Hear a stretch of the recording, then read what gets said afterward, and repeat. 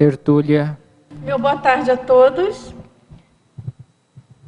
Hoje é dia 27 de setembro de 2015, é um domingo, e o nosso verbete é de número 3.523.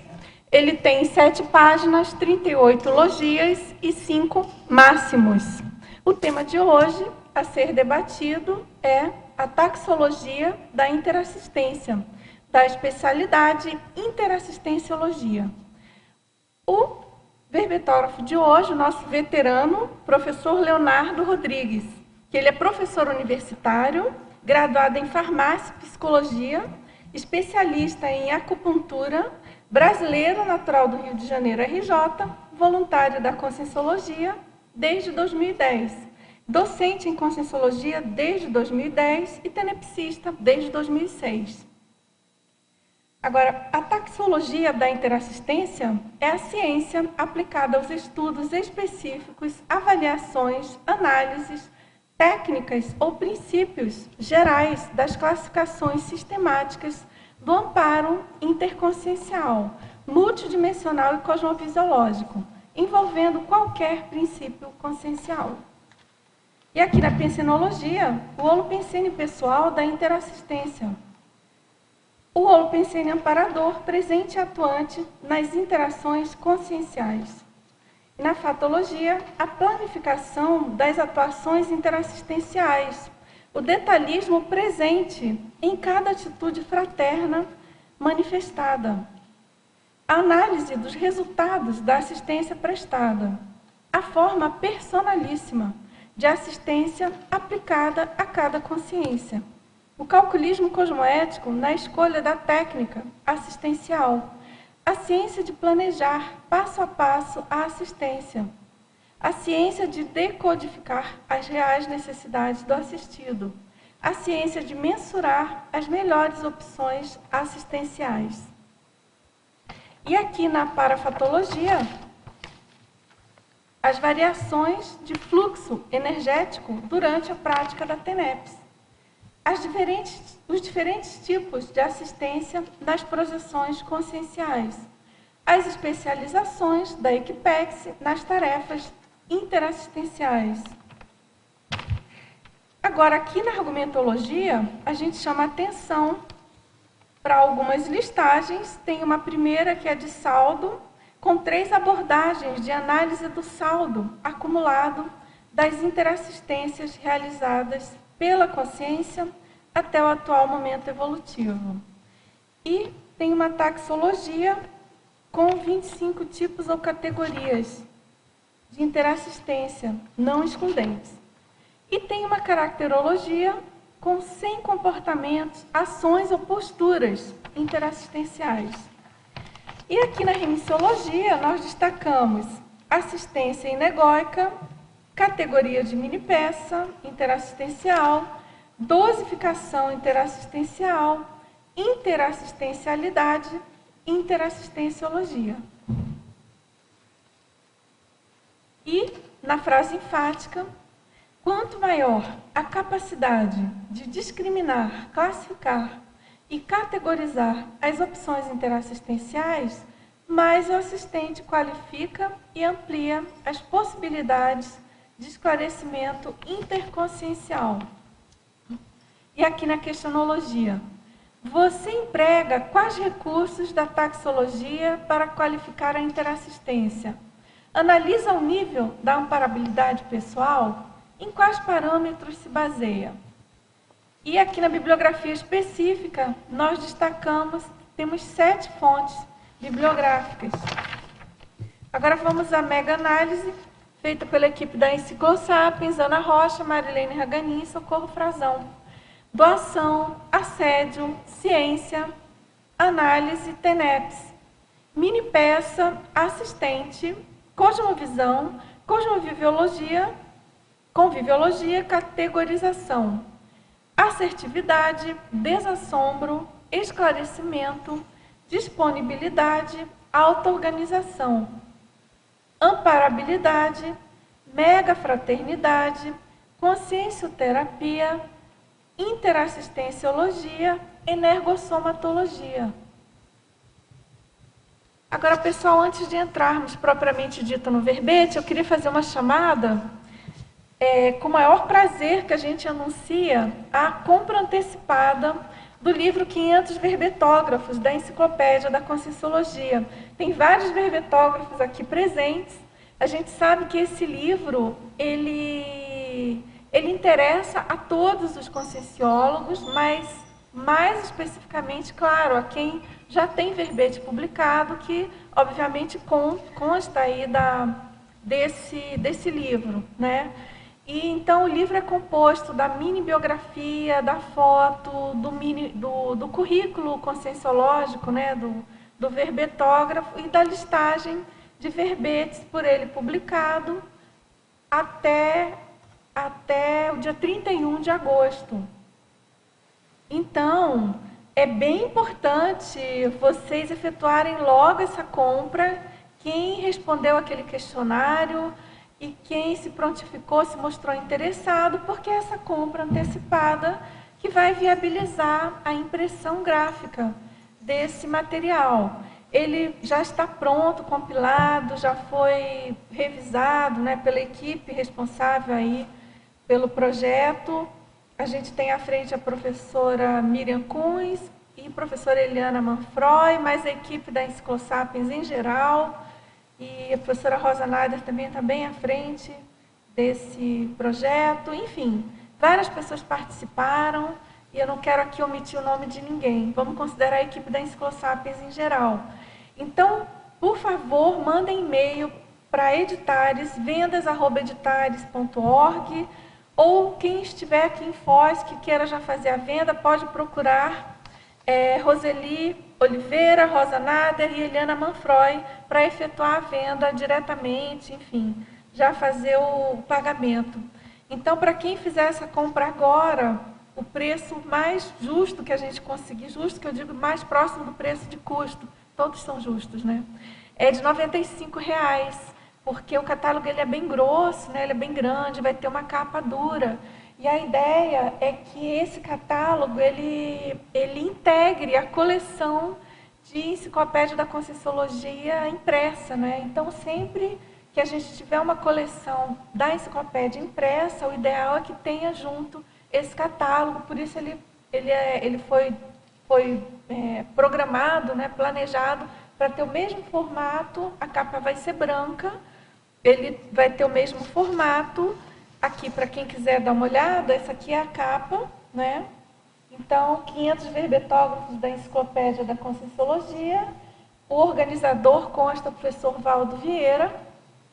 Claro, ele foi propositor dessa ideia, foi ele que nos convocou para escrever e foi ele que lançou o projeto dos 500 verbetógrafos, né? Então, a gente simplesmente está compilando essas mini-bios, também chamando a atenção aqui que a primeira pessoa que teve a ideia de fazer uma compilação de mini-biografias e verbetes publicados da Enciclopédia da Conscienciologia foi a Cida Nicolau. Ela preparou esse trabalho, espiralou, entregou para o professor Valdo Vieira há anos, né? Acho que há uns 3 anos, logo que começou. E não era exatamente, claro, como está sendo publicado, porque constava também os verbetes em andamento. Mas a ideia é a mesma, é uma foto, é um mini currículo e a lista de verbetes publicados. Então, de todo modo, a gente agradece já antecipadamente a Cida Nicolau, porque foi ela que inspirou a gente a fazer esse aqui com os 500 verbetógrafos. E também eu queria chamar a atenção da importância autorrevezamental desse catálogo, desse livro dos 500. Né? Não é um mero livro de compilação de verbetógrafos. Por ele ser o livro dos verbetógrafos da Enciclopédia da Conscienciologia, ele tem essa pretensão de ser um chamariz, de ser uma senha para o nosso próprio revezamento. Então, nas nossas próximas ressomas, esse catálogo a gente tem certeza que ele vai servir como indicador da nossa vida atual, né, para a próxima, para a gente conseguir, a partir daí, mais facilmente retomar o nosso trabalho na condição de conscienciólogos responsáveis aí por esse legado, né? Que foi também uma inspiração no caso da Serenona Monja, da Legadologia, chamando a atenção do professor Valdo Vieira para a responsabilidade dele na escrita de toda a proposição da Conscienciologia, né, nessa questão do que ele já escreveu, do que ele está deixando, que ele deixou para a humanidade, e aí entra a nossa responsabilidade de dar continuidade nisso, né? Então, pessoal, vamos prestigiar e comprar logo para a gente fechar esse orçamento e poder seguir em frente aí com os trabalhos gráficos. Na verdade, também esses originais eles já estão entregues, né, na epígrafe, via editares, é claro, para diagramação. Então, está realmente em fase final. Então, é isso. Agora, professor Leonardo, a gente já tem aqui algumas perguntas e seria bom você comentar sobre a sua motivação aí para esse verbete. Ok. Minha motivação foi a seguinte: eu vejo a assistência como a alavanca para o nosso bem-estar íntimo e para a gente gerar bem-estar íntimo nas outras pessoas. E a interassistência é a base desse processo da programação de vida, da PROEX, né, Programação Existencial. E quanto mais a gente entender em detalhes essa assistência, quanto mais a gente conseguir categorizar, classificar, analisar, avaliar, mais a gente consegue se melhorar e melhorar os outros. Então a ideia é gerar reflexão nesse sentido. Ok, muito bom. Agora, na fatologia, Leonardo, primeira pergunta aqui na página 15. Na segunda linha, ele pergunta quais dicas para melhorarmos a captação do detalhismo presente em cada atitude fraterna manifestada. A gente está pensando numa questão de classificação, né? Então, quanto mais a gente conseguir estar atento aos detalhes da assistência, às atitudes que acontecem, o gestual, a fala, a gente pode fazer listagens de N formas de manifestação. E quanto mais a gente conseguir enxergar isso são dicas para a assistência acontecer, ou para você fazer uma abordagem. Então, esse detalhismo nessas listagens de atuações, de atitudes, de comportamento, favorece e facilitam as abordagens, porque vão dar dicas para a gente fazer uma abordagem. Aí entra uma questão importante, não só os fatos existentes, mas os parafatos aí ajudam para aumentar a cosmovisão dessa avaliação, dessa análise, desse detalhismo. Essa questão da decomposição, né, de analisar minuciosamente os fatos e parafatos, isso ajuda demais, né, realmente. Agora, a segunda pergunta tem a ver com essa primeira, né, com essa sua colocação, é aqui no final da quarta linha. O que devemos levar em conta no calculismo cosmoético, na escolha da técnica assistencial? Quanto mais a gente conseguir avaliar em detalhes, ou quanto mais a gente for matemático, né, a professora Rosa Nada ia gostar dessa colocação, matemático, né? Quanto mais a gente for matemático nas nossas avaliações, no nosso calculismo, mais a tendência maior a gente acertar mais na assistência. E aí, a técnica, quanto mais técnicas a gente conhecer, melhor. Então, você poderia perguntar assim, quantas técnicas a gente conhece de assistência? A gente já listou isso? Né? Essa listagem ela vai abrir a mente da gente para a gente poder escolher melhor quando a gente for fazer uma assistência.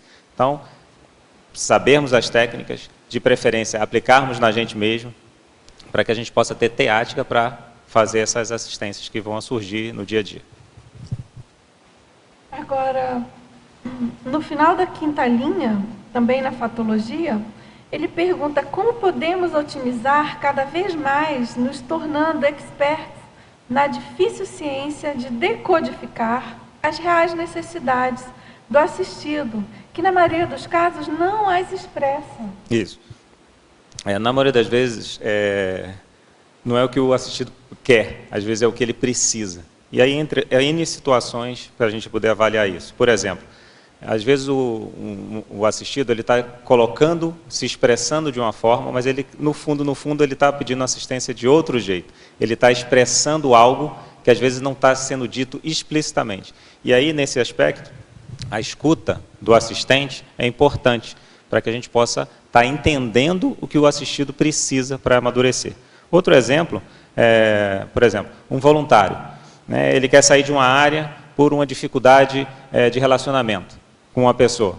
Às vezes é o melhor, às vezes não é o melhor. Às vezes é melhor conversar, se entender, interagir. Então, às vezes não é a melhor ação, não necessariamente é o que o assistido está querendo. Às vezes a melhor atitude assistencial é exatamente o oposto, e a gente tem que ficar atento nisso. Agora, Leonardo, você sabe que você comentou aí essa questão de listagens, né? Eu lembrei, eu chequei aqui, tem um verbete que a gente está falando de interassistência, né? Então tem uma listagem que seria, vamos dizer assim, uma prévia, né? Para um preâmbulo aqui para essa taxologia que você fez, que ele denominou técnica do autodesassédio. Então, uma listagem de técnicas conscienciológicas em geral, né, não é só do verbetógrafo, claro, de autodesassédio. Então, é como se fosse importante a pessoa passear, navegar por essas técnicas. Quanto mais ela conseguir navegar com tranquilidade, isso, mais ela vai entender cada técnica e mais ela vai poder utilizar essas informações para assistência, não só dela, mas da outra pessoa também. Claro, exatamente. É que você falou em listagem, eu lembrei desse verbete. Agora, Leonardo, na taxologia, lá na página 19 agora, você poderia explicar os itens? Vamos um por um, tá? Primeiro o 51, o escrúpulo. A ideia do escrúpulo aqui é a gente estar sendo cauteloso nas nossas abordagens.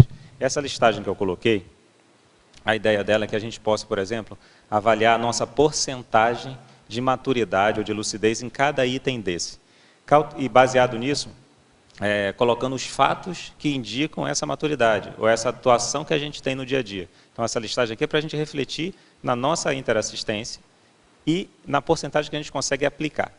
Conseguiu aplicar 50%, 51%. O que a gente precisa fazer para aumentar essa qualificação da nossa interassistência? Então, a ideia dessa caracterologia foi nesse sentido. O escrúpulo aqui é que para que a gente possa fazer uma avaliação, ou uma listagem, uma classificação, ou uma análise específica, às vezes, de uma assistência, a gente tem que ter escrúpulo, a gente tem que ser cauteloso para que a gente não erre na dose. Então, N fatores vão entrar aqui nessa abordagem. Por exemplo, o nível de preconceito pessoal, o nível de prejulgamento. São fatores que vão contribuir para que a gente possa avaliar essa questão do escrúpulo. Né? Para que a gente seja imparcial, para que a gente tenha isenção cosmoética na nossa atuação ou na nossa listagem que a gente vai fazer com o foco em assistir, né? Na interassistência. O outro item é o 57, hombridade.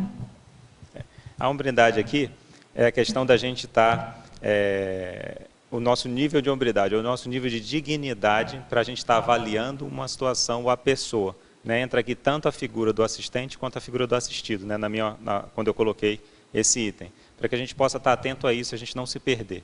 Né? As pessoas têm dificuldades, nós também temos dificuldades, e a gente tem que ter hombridade nas abordagens, nas classificações que a gente vai fazer. Né? Aí entra bastante, a gente poderia fazer uma associação grande aqui com a questão da cosmoética. Né? Eu botei lá no item 30 a cosmoeticidade. Né? Os itens eles se complementam, vamos dizer assim. Ok. Agora também o 62, que é o lazer sadio. Isso. Esse item eu coloquei porque eu vejo que muitas pessoas que eu conheço, dentro da conscienciologia ou fora, às vezes elas são muito aplicadas e elas investem bastante, é super positivo isso. Mas às vezes elas não abrem espaço para um lazer sadio, para um relaxamento. É um nível de autocobrança muito grande. Então, é importante que a gente tenha lazer. Não viver de lazer, né? Porque a gente está perdendo tempo evolutivo. Mas é importante que a gente saiba ter lazer. E o lazer aqui entra num convívio sadio, que melhora as relações. A gente pode listar N formas de a gente fazer assistência durante o lazer. Mas esse lazer é para relaxar. Sempre a gente está atento para a assistência. Não tem como relaxar 100%. Isso tem que ser cada vez mais uma coisa prazerosa. Fazer assistência tem que ser prazeroso. Né? Eu já falei algumas vezes assim, eu gosto de falar isso, porque meus melhores momentos nessa vida eu estava inserido em um contexto assistencial. Então, isso faz diferença para o bem-estar íntimo que a gente pode alcançar para superar as nossas questões pessoais e para gerar isso nas outras pessoas, para gerar reflexão. Então, essas trocas, elas melhoram bastante a gente. Por isso que é interassistência. Né? Porque você está lá na posição de assistido, de assistente, às vezes, e você está sendo um dos mais assistidos daquele contexto. Né? E você está gerando uma reflexão na pessoa, para ela qualificar a assistência dela. E eu penso que a melhor forma da gente assistir uma pessoa é a gente estar atento a gerar autonomia nessa pessoa. Né? Para mim, a qualificação da assistência em mais alto nível, você está gerando autonomia. Quanto mais rápido o outro não precisar de você, melhor. Né? Que ele ande com as próprias pernas. É igual a questão das férias também, né, Leonardo? Eu me lembro que uma vez caiu numa prova da Conscienciologia e muita gente errou essa questão da importância da pessoa tirar férias, né? É o que você comentou. É lógico que uma pessoa comprometida com a Conscienciologia, um tenepsista, enfim, um pesquisador da Conscienciologia em geral, ele não vai tirar umas férias como uma pessoa qualquer, não é qualquer entre aspas, né? Como, enfim, não dá pra gente, a gente não consegue desligar o botão, ó, agora estou de férias, não sou mais tenepsista, não quero saber de nada de Conscienciologia, nem de interassistência. A gente sabe que não é assim, né? Isso está na nossa veia. É desligar para psiquismo, qualquer conexão. Então, é importante isso, porque é uma outra maneira de você funcionar. Né? E isso vai qualificar o seu retorno a uma rotina. Exatamente. Né? E aí tem aquele trinômio, né? Motivação, trabalho e lazer. Isso. Então, a assistência ela tem que estar inserida nesse trinômio. Né? A gente tem que ser motivado porque a gente vê os resultados na gente e nas outras pessoas. É um trabalho que é prazeroso, ele não é um ônus. Você não faz isso sofrendo. Você tem prazer em fazer isso. Isso é um lazer, isso tem que ser um lazer cada vez maior. Mas, como você falou, a gente está atento. Né? A gente não vai deixar de lado as responsabilidades evolutivas, né? Porque a gente está em lazer efetivamente. É um lazer diferente, né? Mas é um lazer. São férias diferentes, mas são férias. Tem que ser, tem que tirar, né? Faz parte. Agora, deixa eu só fazer um adendo aqui, aquela minha primeira fala aqui, quando eu coloquei sobre o livro dos 500 verbetógrafos. Gente, é porque, assim, esse é o primeiro livro, são os primeiros 500, tá? Mas eu estou vendo aqui gente que está escrevendo verbete, que obviamente não constou aqui ainda, mas a gente tem uma responsabilidade enorme. A gente, que eu digo, é nós, intermissivistas, conscienciólogos em geral, de dar continuidade à enciclopédia. Então, isso não para, a enciclopédia ela não tem fim. A continuidade da enciclopédia vai depender da nossa competência enquanto hétero-revezadores, né? Enfim, auto-hétero, e da gente conseguir manter esse holopensene, que na verdade é o holopensene da Reurbex, escrito, divulgado diariamente aqui no Tertuliário para todo o planeta. Então, a gente lembra que quem está escrevendo, ou quem pensa em escrever, que não publicou ainda, que considere essa responsabilidade importantíssima de compor o próximo bloco dos próximos 500, dos outros 500, como eu brinco. Que agora a gente tem um projeto Outros 500, que é para fazer os novos, né? E é interessante porque cada verbete ele tem o seu contexto assistencial. Então a pessoa assiste e ela é assistida nesse processo. Até que ponto cada verbete desse não seria uma listagem de uma taxologia de interassistência, né? O conjunto disso tudo, certeza, da enciclopédia. Para a gente mudar a realidade do planeta, como você falou, para reurbanizar o planeta. A gente tem uma dinâmica, uma linha de pesquisa, né, assim, na Encyclosapiens, e a gente tem a dinâmica parapsíquica, que é denominada um enciclopedismo reurbanológico. Esse link da enciclopédia com a Reurbex, ele é claro, ele é muito forte, né? E é isso, a gente está aqui todo dia, tem o exemplarismo e tem a questão da continuidade, né? Do continuismo da conscienciologia na internet, né? Uma neoideia, é um labicon novo a cada dia exposto, fazendo atares, né? Então isso é muito sério. Dulce, só completando do lazer sadio, e mesmo no lazer sadio, você vai fazer a interassistência, né? Porque você ainda está mais descontraído ainda e o amparo aproveita essa situação, né? Então que você não fica parado nunca, né? Quer falar? Agora, na parafatologia, na página 16, final da primeira linha, Você poderia aprofundar as variações de fluxo energético durante a prática da TENEPS? A ideia de eu ter colocado isso, porque a gente pode categorizar esses fluxos, né? A gente pode fazer uma classificação, uma listagem. Então, tem fluxos que são pelo corpo inteiro, tem fluxos que são mais intensos, tem gradação de intensidade, tem fluxos que estão relacionados a cada chakra específico, ou a cada área do corpo, às vezes, não chakra especificamente dos principais. Então, tem N formas de a gente estar classificando isso. E a gente pode associar a intensidade ou a frequência desse fluxo, ou os pulsos desse fluxo, ou a forma dele, à assistência que está sendo realizada naquele momento. Porque vai ter uma associação direta com essa intensidade, essas variações e a assistência que está sendo prestada a uma Consciex ou a uma Consim. Foi nesse sentido que eu coloquei. Agora, na megapensenologia, você poderia aprofundar? Atuemos com tecnicidade? Sim. O verbete, a ideia do verbete é exatamente que a gente reflita sobre a importância da gente ser o mais técnico possível. Então, a técnica é a forma mais rápida da gente chegar a um ponto.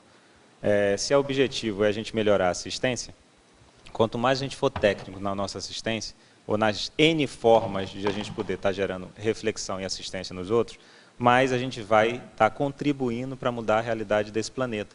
Né? E se a gente for pensando a uma condição menor, para mudar a nossa própria realidade, para mudar a realidade das pessoas ao nosso redor, né? Nossos grupos especificamente.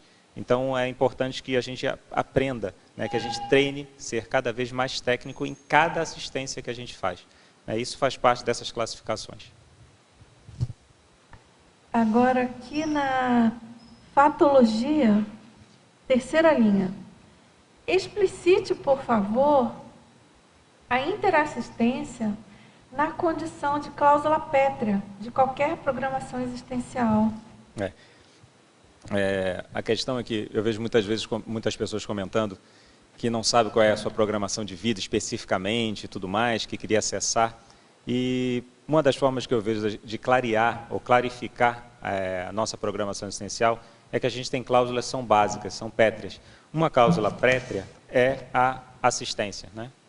A interassistência é uma cláusula pétrea. Por quê? Porque toda programação existencial ela está calcada em assistir os outros e em se assistir, né? Em se autossuperar. Então, tem parâmetros que são básicos nesse sentido.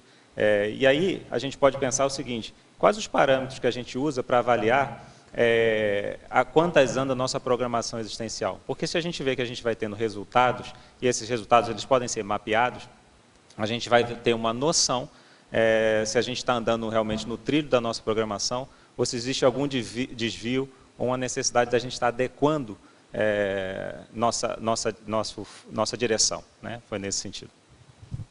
Isso que você comentou é importante, hein, Leonardo? Porque a gente vê uma certa frequência, às vezes a pessoa meio desanimada, meio desmotivada, né? Não sei, meio que às vezes se auto-vitimizando até, não sei qual é a minha proexis, não sei o que eu tenho que fazer. E aí a pessoa fica completamente perdida, né? À toa, né? Porque, claro, tem itens que não tem erro. Se a pessoa focar naquilo, acaba que ela vai, com o tempo, se especializando, né? Mas a interassistência, por exemplo, não tem como. Não tem saída. Não tem. E aí tem outras cláusulas que são comuns também, são básicas. Por exemplo, se a gente está num planeta que tem um histórico que ele tem, que a gente criou as várias interprisões, as questões de convívio e tudo mais, se você vem numa programação de vida, seja ela de qual for, a reconciliação faz parte. Então, se você está andando, virando o rosto para o outro, se você tem uma dificuldade dentro do grupo familiar, ou em relação a qualquer pessoa, é algo que a gente precisa parar para refletir. Isso faz parte de melhorar a ProEx. Porque se você vai resolvendo, se a gente vai resolvendo as questões, a gente vai conseguindo aumentar o nível da nossa consciencialidade. E a gente vai enxergando mais qual é a direção da ProEx efetivamente. Então, as autossuperações estão aí, a autoassistência está aí, a assistência aos outros está aí. Então, tem N fatores que são básicos a qualquer programação. Se a gente fizer isso, vai gradativamente clareando para onde a gente tem que andar, né? E a gente sente isso.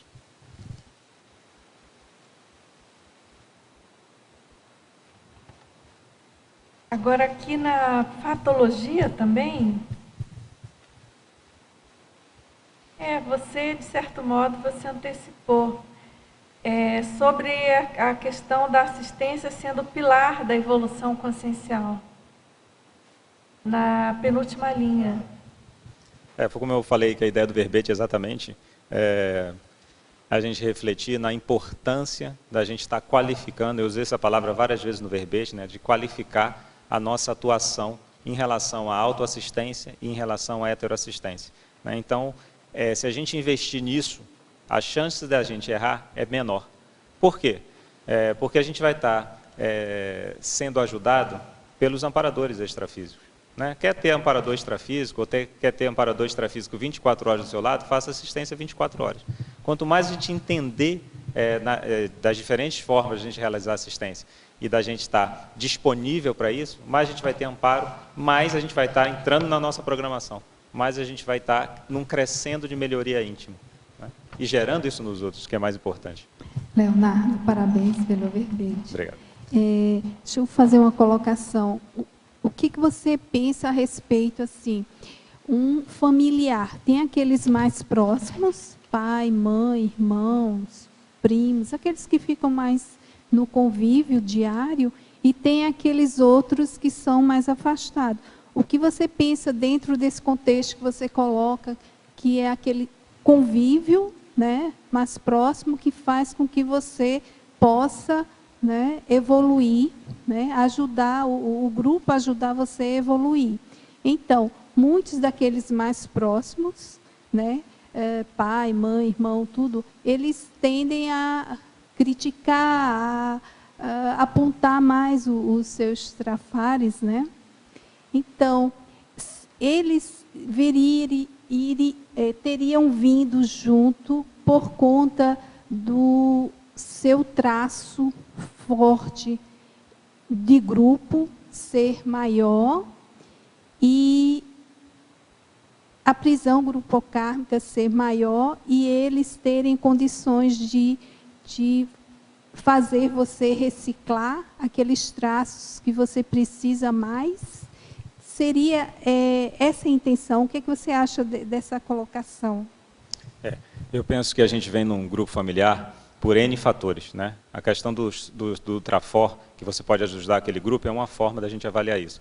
Às vezes a pessoa até não está numa condição de interprisão tão grande, que não é o trafor que conta, é o gargalho evolutivo mesmo com aquelas pessoas do grupo, que ela precisa interagir, às vezes compulsoriamente.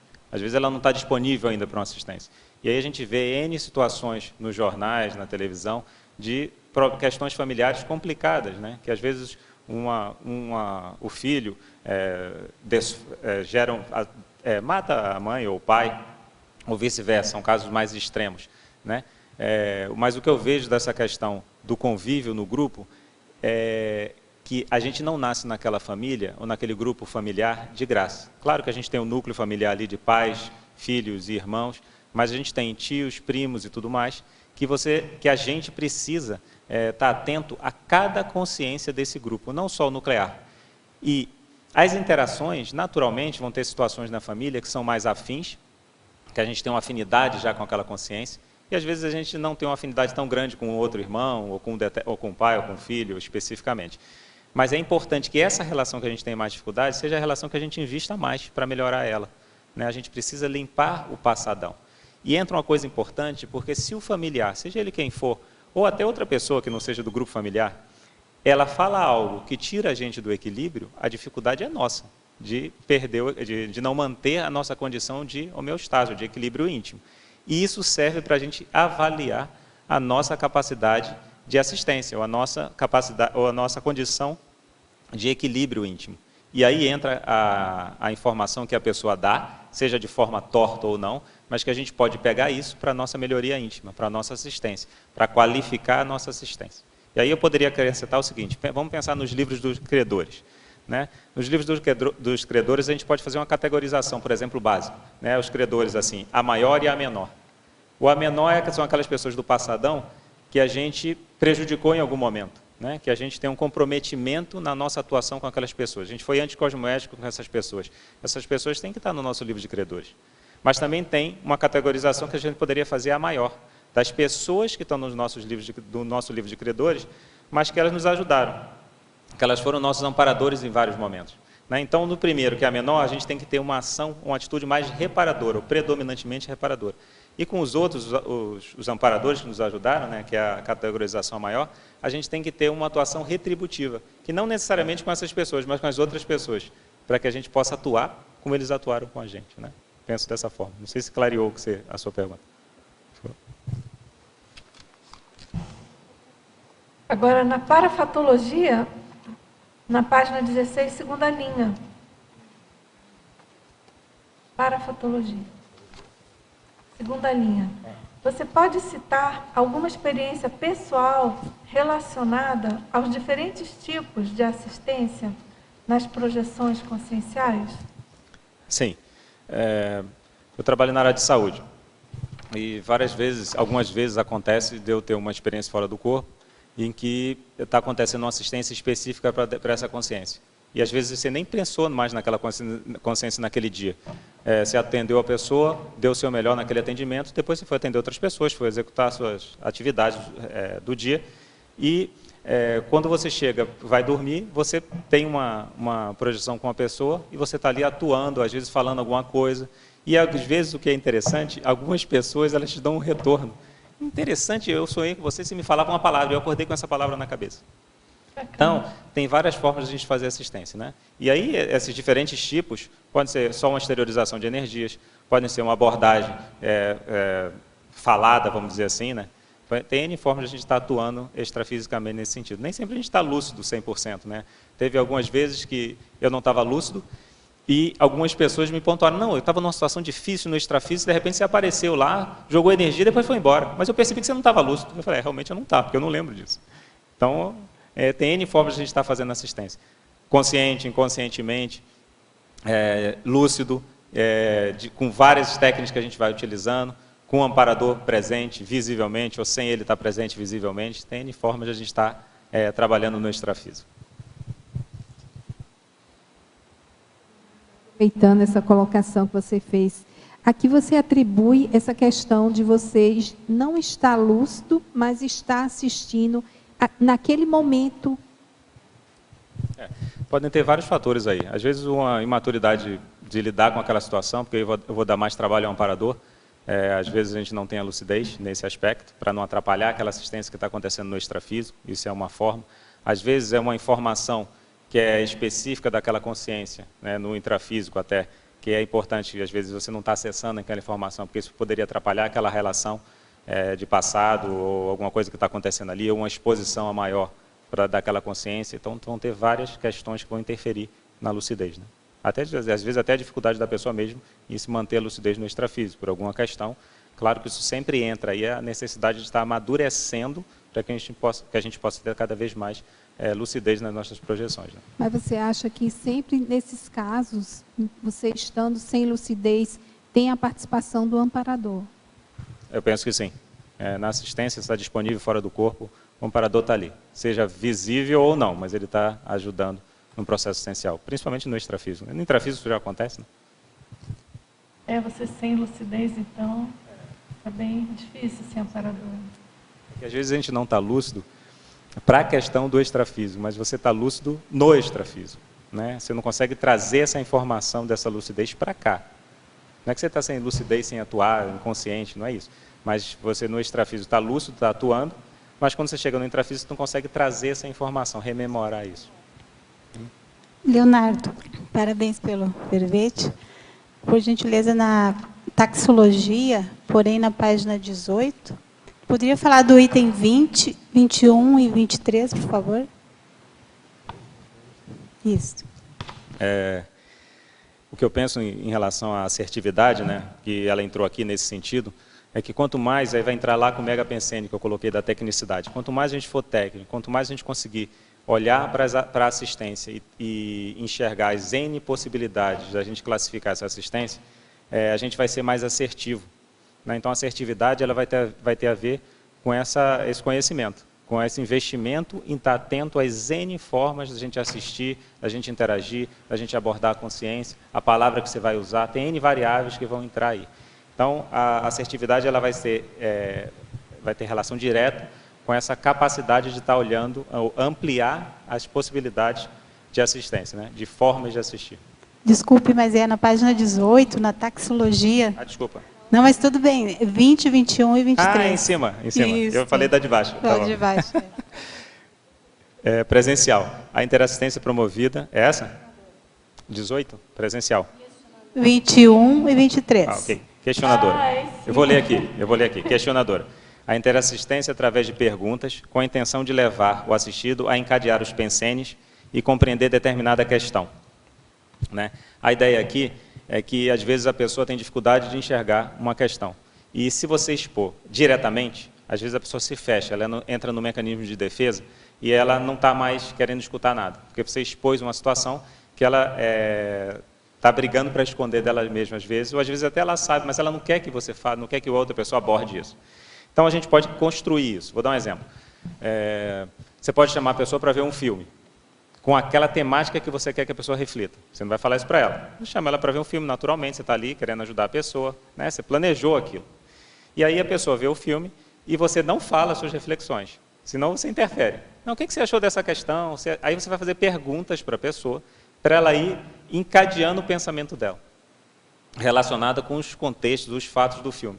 Isso vai ajudar ela a entender uma forma que está sendo explícita no filme, e aí ela vai poder associar com uma questão.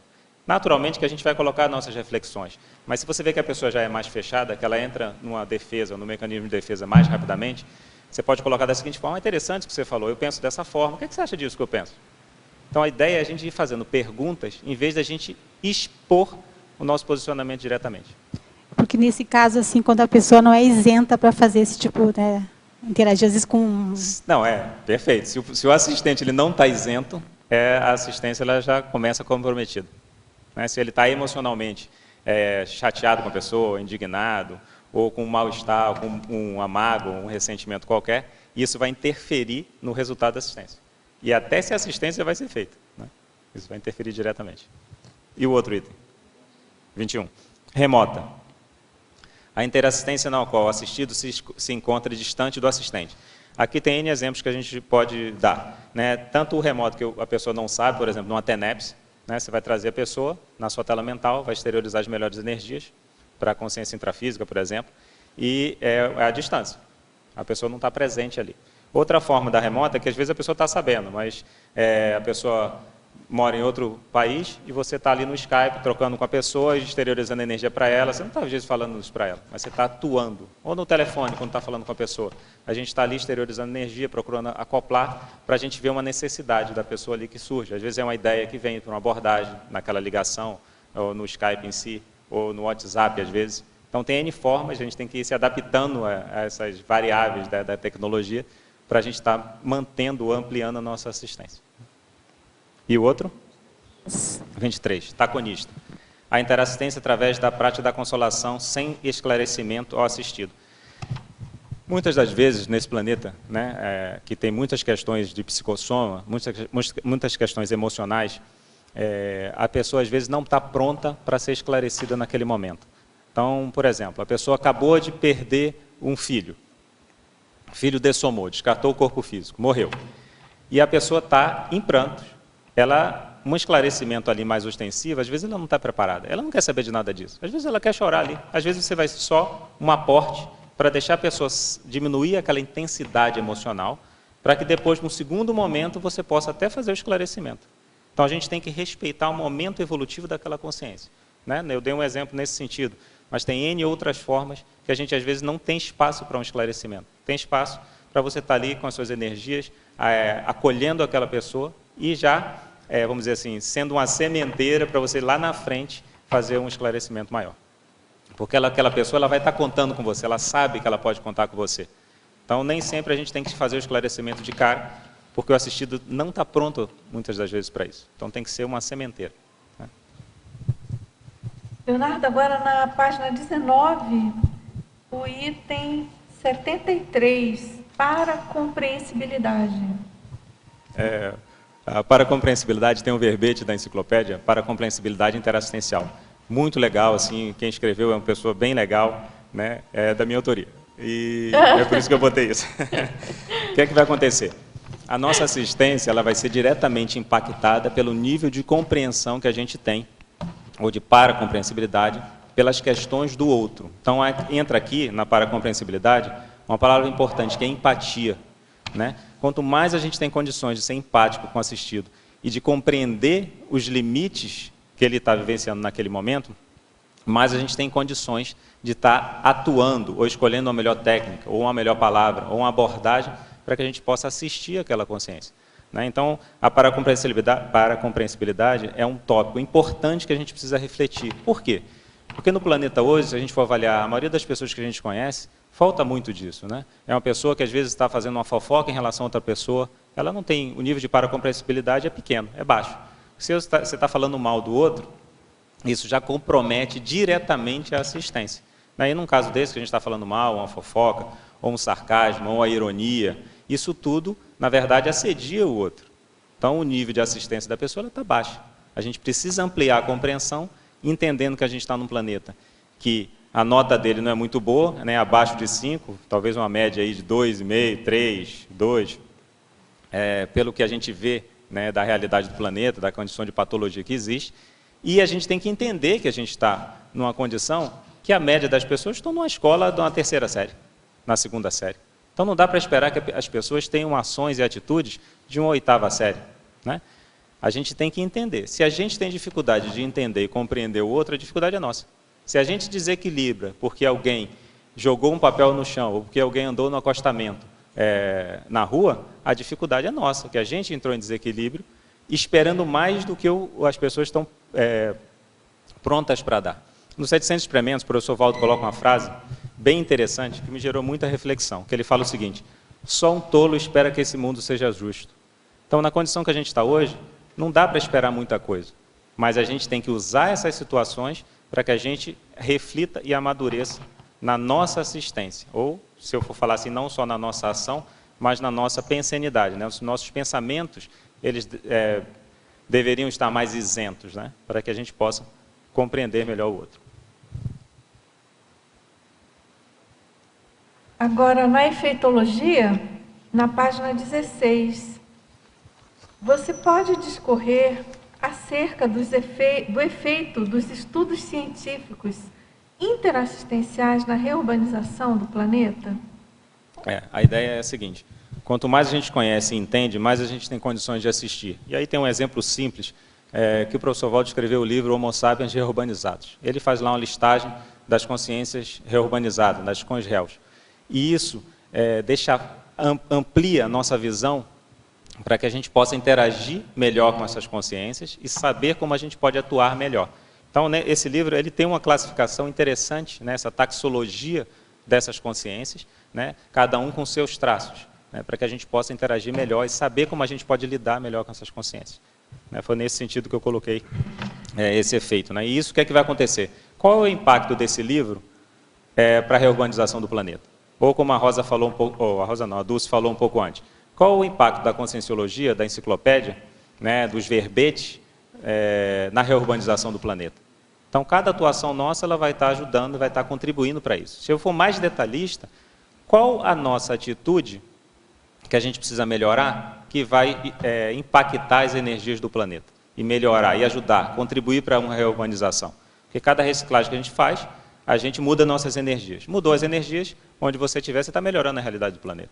Então, a nossa responsabilidade ela vai aumentando. Quanto mais rápido a gente entende isso e atua, melhor para as pessoas ao nosso redor, para a realidade do planeta. Então, nesse sentido que esse efeito ele é importante, não só na escrita de um livro, mas de um pensamento, numa atuação, no detalhismo que a gente vai ter no nosso comportamento. Agora, na crescendologia, lá na página 16, também, 3ª linha, você poderia comentar o crescendo maxi peça inassistencial, mini peça interassistencial?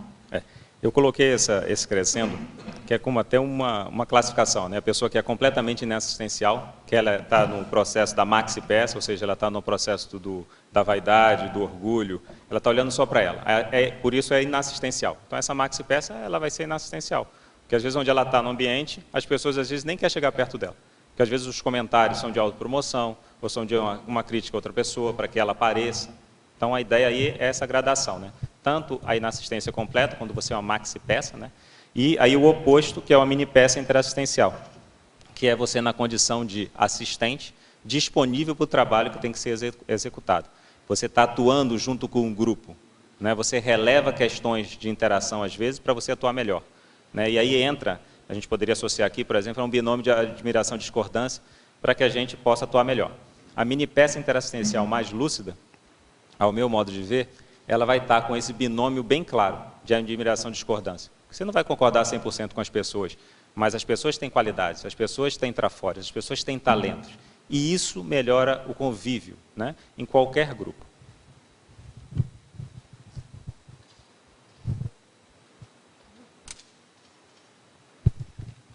Leonardo, agora, na taxologia, na página 18, lá no item 22, ela pergunta como diferenciar uma assistência silenciosa de uma omissão deficitária. Ok. Eu vou ler aqui. Silenciosa, a interassistência no qual se mantém silêncio diante de atitude, falha ou comportamento anticosmoético. O que eu penso nisso, para a gente diferenciar, o resultado.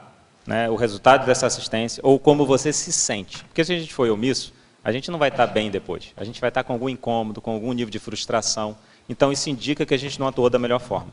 E o silêncio, às vezes, ele é importante na assistência. Por exemplo, às vezes a pessoa você está numa roda de pessoas e a pessoa fez um comentário negativo em relação a alguém. Ou a pessoa está reclamando com você alguma coisa. Às vezes, o silêncio pode ser uma das formas, tem N formas, tá certo? Você pode abordar diretamente aquela situação. Então, dentro daquele contexto, com aquela pessoa, qual é o melhor? Então, às vezes, o silêncio. Quando a pessoa falar algo positivo, você troca com ela. Quando ela for falar uma coisa anticosmoética, você fica em silêncio. Em algum momento, ela mais cedo ou mais tarde, ela vai entender a mensagem que você está passando. Você está dizendo que você não compactua com essa postura, com essa condição, né, de maturidade. Então, a gente vai, às vezes, usar o silêncio para mostrar claramente que a gente é contrário a uma atitude, a um comportamento ou uma fala anticosmoética. Você sabe que tem silêncios que realmente, aqui nesse tertuliário, eu já presenciei, às vezes comigo, às vezes com outros. Impactante. Silêncio não faz assistência? Faz assistência. Com certeza. Você sabe que a gente vai ter um verbete denominado Silenciofilia, se não me engano, do professor Oswaldo Vermeer. Está no Prelo, logo mais sai. Colega lá do Rio de Janeiro. Exatamente. Se não me engano, ele vem aqui em novembro e aí ele já deve defender. Legal, né? Interessante a abordagem.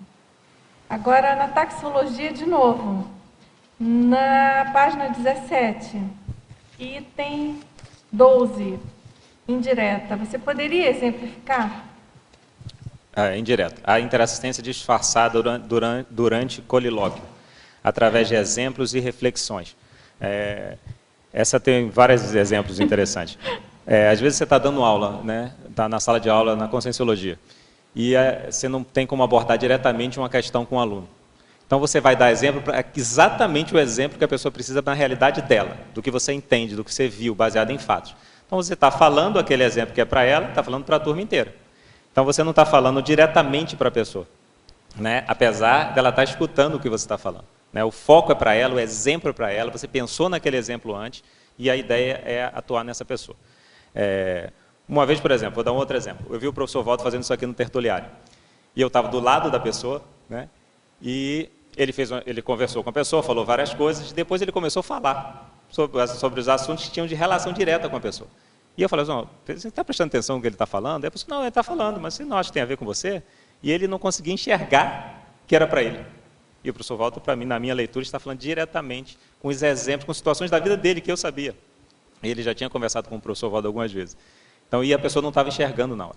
Às vezes o professor Waldo fazia isso e algumas pessoas entendiam que era o recado para ele, claramente. Né? A pessoa não falou diretamente, mas o outro entende que o recado é para ela. O exemplo foi preciso. A pessoa recebe um impacto, se ela estiver atenta, às energias, uma sinalética, alguma coisa. Isso, boa, carapuça, exatamente. Você sabe que aqui, eu me lembro que na época do Salão Verde, quando começou a ter as tertúlias, né, na época, era muito, eu brincava assim, eu falei, nossa, isso aqui é um carapuçário, não? Porque era direto, e é uma técnica realmente muito eficiente. Né? Agora pode acontecer, né, Leonardo, como desse caso aí do seu amigo.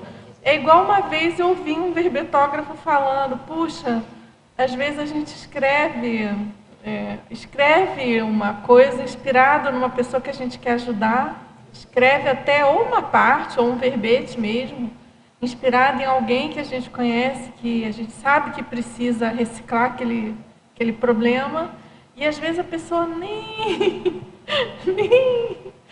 tem não tem aquele desconfiômetro, né? Mas, enfim, de todo modo, vale a pena, né? É uma técnica, vale a pena tentar. Leonardo, aproveitando esse enfoque que você deu, o que você sugere, né, no caso da pessoa estar fazendo assistência e justamente para aquela pessoa está sendo direcionado, né, a TARES e ela não toma para ela? O que eu penso é que a gente tem que utilizar ao máximo o que a gente compreende, ou seja, o nível da nossa autoconsciencialidade naquela assistência. Então, a gente vai usar N recursos. Não deu para ser indiretamente? Que outra abordagem eu posso fazer? Vou comprar um livro sobre o assunto e dar para a pessoa? Vou indicar um filme? Vou chamar a pessoa para conversar sobre um verbete, sobre um tema específico? Ah, não, vou falar diretamente com a pessoa. Então, a gente tem N formas da gente estar gerando uma reflexão no outro. Então, às vezes, diretamente não dá para abordar. Aí a gente vai pensar indiretamente. Mas pode ser dando um presente para a pessoa, que gere reflexão nela. Sim, mas às vezes a pessoa tem um mecanismo que mesmo a pessoa sendo direta, ela não toma ainda para si. Você pensa que isso seria o quê? Um bloqueio ou a pessoa está entendendo e não está aceitando? Tá, não, isso vão acontecer as duas coisas. Às vezes a pessoa não está entendendo mesmo, porque ela não tem maturidade para lidar com aquilo, às vezes ela nem quer lidar com aquilo, e às vezes ela está consciente que ela não quer mexer naquilo. Então, por exemplo, uma vez eu conversando com uma pessoa da minha família, eu perguntei assim, bom, mas olha só, você não está vendo que isso está claro, que você tem que mexer nessa relação e isso é importante para você melhorar a sua, essa raiva, essa mágoa que você está guardando? Aí a pessoa virou para mim e falou o seguinte, eu sei, mas eu não quero mexer nisso agora. Claramente. Então, a gente tem que respeitar o limite do outro. Se o outro não quer, ok. Se você tentou de várias formas e o outro nem percebe, respeite. Por que vai acontecer? Mais cedo ou mais tarde, aquele padrão de emocional que não está trabalhado, aquele pensamento que está associado, aquele pensene, ele vai gerar um campo de energia que vai atrair experiências para que a pessoa acorde. Às vezes não são experiências agradáveis, né? Mas não é punição. É a necessidade da pessoa acordar para algum aspecto. Às vezes é uma doença que surge, que fica clara a necessidade de rever conceitos, rever emoções, melhorar essas emoções. Então a gente tem que respeitar o limite do outro. E a vida vai trazer a experiência. Então, nem todo mundo vai andar na hora que a gente quer, né? A gente mesmo, às vezes, tem questões para a gente melhorar, que às vezes as pessoas estão falando e a gente não está percebendo, né? Então, a gente tem que ficar atento nisso também. Leonardo, na página 15, ali, em Fatologia, poderia falar sobre a ciência de planejar passo a passo a assistência de cima para baixo é a quinta linha. Ah, ok. A ciência de planejar passo a passo a assistência. Eu penso que, como até o exemplo que eu estava dando, cada pessoa ela é única, ela é personalíssima. Até botei isso, né, na fatologia também. E a gente precisa pensar em cada abordagem quais são os passos que a gente precisa estar dando para que a gente possa tentar acertar mais naquela assistência que a gente está tentando fazer, nos resultados, né? E aí entra uma questão, por exemplo, essa ciência passo a passo pode ser para um indivíduo especificamente, pode ser para um grupo. Então, às vezes, você quer mexer com um grupo. Aí você escreve um verbete para gerar reflexão naquele grupo. Depois disso, você pode escrever um artigo, ou vice-versa, um livro. Aí você quer mexer com aquele grupo, faz um curso prático. Então, você está investindo em gerar reflexão no grupo, né? São várias ações, passo a passo, para que você conquiste uma maturidade do grupo. Né? O professor Valdo fez isso muito com a gente aqui. Né? E só mais uma coisinha ali nessa mesma fatologia, e dentro dessa mesma linha, a cosmovisão da interassistência. Eu achei muito interessante isso aí. Como que na última linha da patologia. Tá. A cosmovisão, eu botei até isso na definição, né? Você vê que está lá na definição, na penúltima linha está lá. As classificações sistemáticas de amparo interconsciencial, multidimensional e cosmovisiológico. Quanto maior for a nossa visão, ou a cosmovisão, em relação a uma questão assistencial, a chance da gente acertar é maior. A chance de a gente ter sucesso naquela abordagem, naquela assistência, ela é maior. Então, quanto mais a gente entender sobre a assistência, a chance da gente acertar mais é maior. Né? Então, a gente precisa pegar as situações do dia a dia da nossa vida, que a gente às vezes não está satisfeito naquela abordagem, ou nos resultados da nossa assistência. A gente pode fazer uma listagem dos resultados da assistência que a gente está prestando. Né? As pessoas estão melhorando mais? Qual é o impacto disso? Né? Quais são os resultados? Não, nesse aqui eu consegui uma melhoria. Nesse eu não consegui. Por que não conseguiu? Faltou o quê? Uma abordagem melhor? Faltou uma palavra mais impactante? Faltou um histrionismo mais expressivo para a gente poder mexer com a pensenidade ou com a mesmice pensênica da pessoa? Então, isso tudo vai entrar nessa questão da cosmovisão, para a gente ir qualificando nossa assistência. Em relação a essa questão da cosmovisão, me veio agora, como é que você vê a relação entre o especialismo e a cosmovisão? Quer dizer, até que ponto a gente se especializa? A gente vê os médicos, hoje em dia tem médico de mão, né? Então, a medicina chegou num nível de especialização e até que ponto você perde a visão de conjunto? Quer dizer, como é que você vai no detalhe, mas mantendo essa cosmovisão? Como é que você vê isso? O que eu vejo, se eu for pegar o exemplo que você colocou, da questão dos médicos, muitas das vezes eles perdem a visão do corpo de uma forma geral. Eles se tornam tão especialistas que eles não conseguem fazer as associações que são importantes para aquele paciente. Né? Às vezes é uma reflexão emocional que já vai melhorar a repercussão daquela doença. Né? E ele não consegue entender e interagir. Às vezes é uma alimentação, às vezes é um comportamento, um hábito que a pessoa tem que está interferindo naquela doença. Então, quanto mais a pessoa é especialista, sem ela fazer associações, existe uma perda da assistência ali. Então, a ideia é que a gente seja o máximo especialista possível, mas a gente pegue aquela especialidade e a gente associe com todos os conhecimentos possíveis, porque aí a gente vai estar ampliando a visão, vai estar ampliando a cosmovisão. Então, é um conceito que você vai pegar N conceitos existentes e você vai estar associando e vendo as relações entre essa especialidade específica e tudo que interfere nela. Então, a chance de a gente errar é menor. Né? Mas isso realmente, no planeta hoje, poucas pessoas fazem isso. Eles especializam tanto que eles não conseguem ter abertismo para estar fazendo essas associações e vendo o que interfere exatamente naquela especialidade. Né? A Conscienciologia por si só, né, como ela tem essa ideia do todo da consciência, né, ela por si só ela já impede, entre aspas, acho que impede no fundo, uma visão muito bitolada, muito parcial, né, mesmo a pessoa aprofundando em uma determinada especialidade. Porque você vê, se a gente pegar as especialidades hoje que já estão bem desenvolvidas, né, na Conscienciologia. Tem livro publicado em instituição, tipo Proexis, próprio Conscienciometria, né? É impressionante como que... Eu acho impactante isso, eu acho incrível como que uma especialidade, um aprofundamento de uma determinada linha de abordagem da Conscienciologia, como que aquilo é cosmovisiológico ao mesmo tempo. Não é? Não pode limitar, né? Exatamente. Na minha opinião, é um grande diferencial da Conscienciologia em relação a qualquer outra abordagem científica, né? É tal história. Por exemplo, você falou da mão, né? Eu soube que tem especialista em mão direita ou esquerda, ou dedinho, não sei o quê. É impressionante, porque se a gente pensar em termos de holossoma, então, isso aumenta a nossa responsabilidade. Né? Deixa eu lhe perguntar primeiro, aí você vai?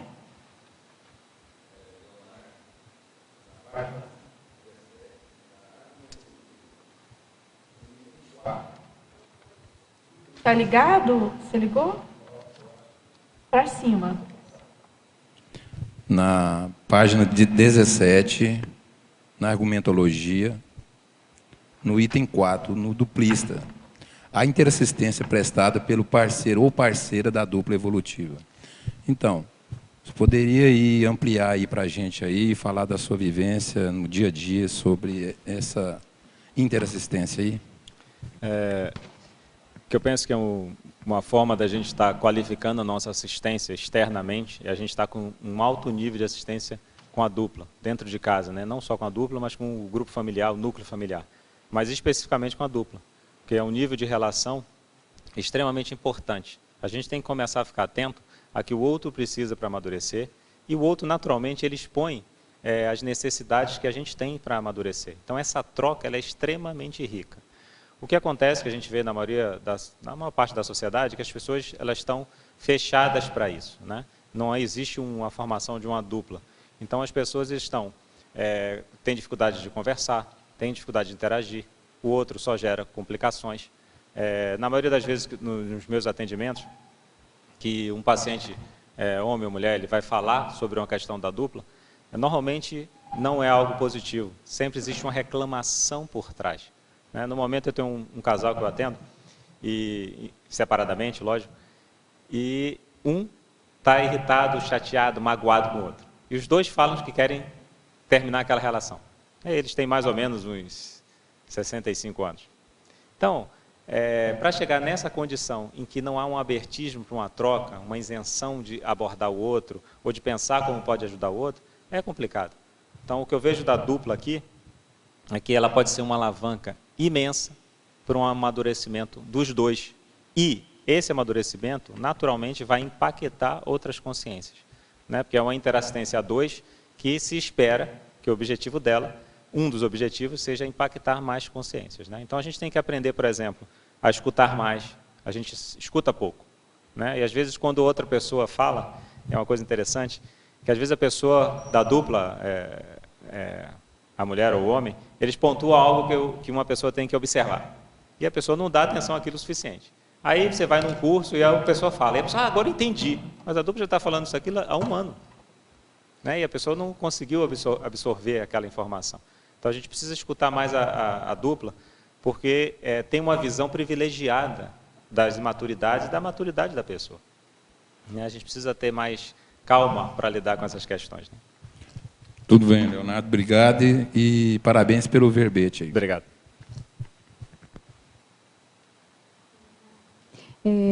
Voltando à questão da qualificação, eu pensei o seguinte, o que é que você pensa dentro das suas pesquisas, quando entra a emoção no assistido, tá?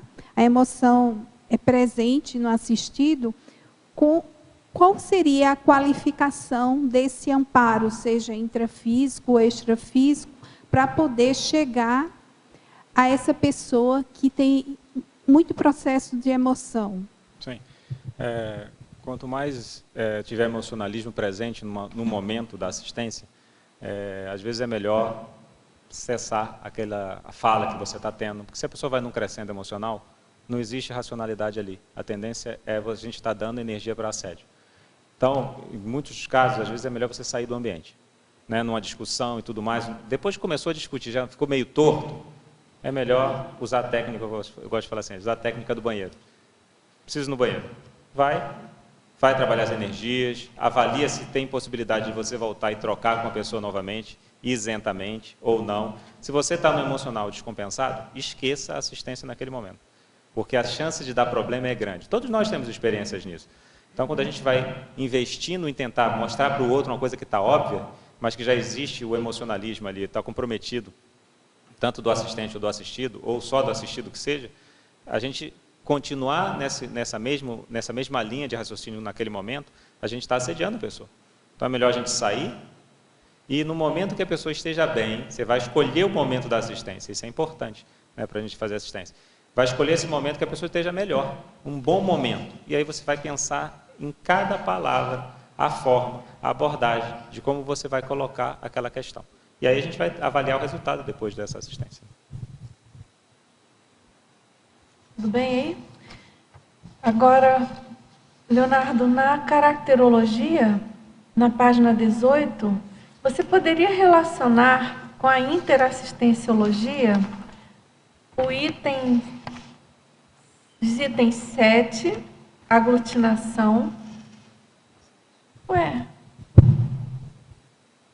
É página 18.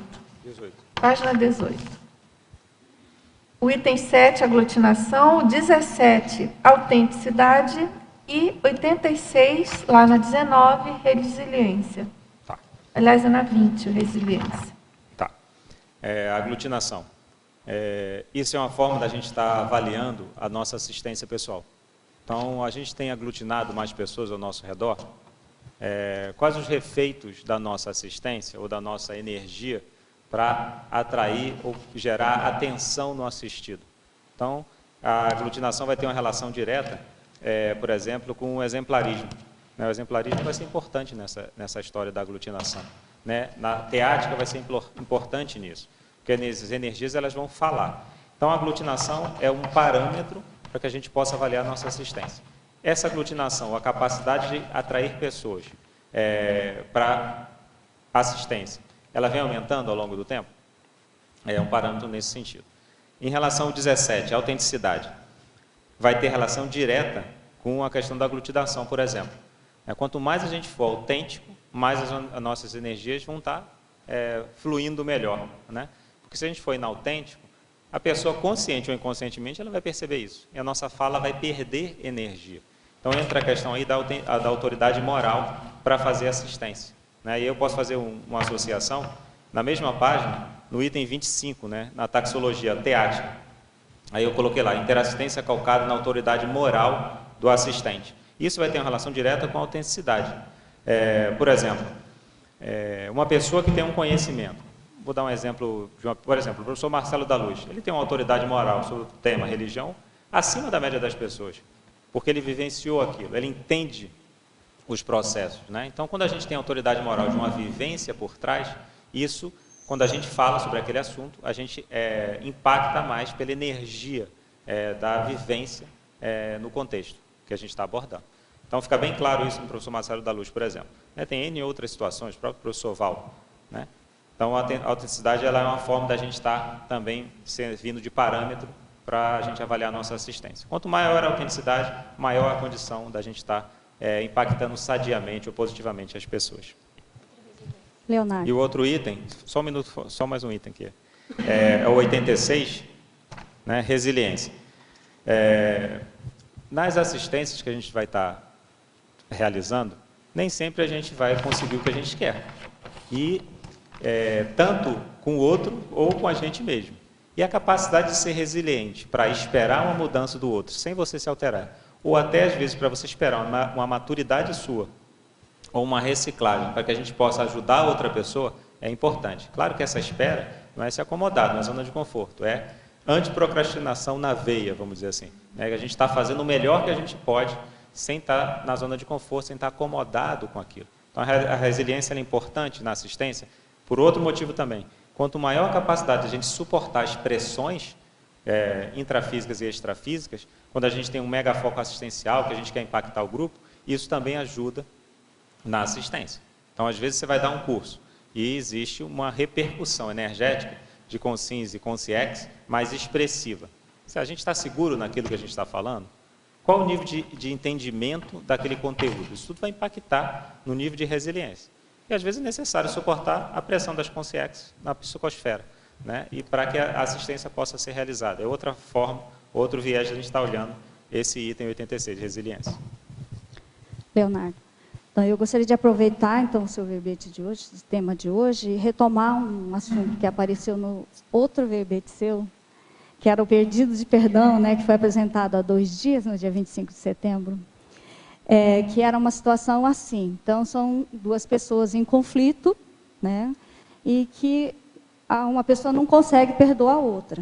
Mas existe uma terceira pessoa no entorno que poderia promover essa reconciliação, mas essa pessoa também fica com o pé atrás e não toma providência.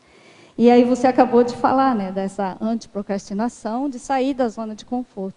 Então, eu gostaria que você comentasse sobre isso, porque eu até acho que falta também um aprofundamento de você se envolver, não ficando na superficialidade, você promover uma autorreflexão, realmente quais são as implicações, quais são as consequências dessa não atuação dessa terceira pessoa, para realmente a pessoa cair na realidade dela, sobre a responsabilidade dela e tomar as providências.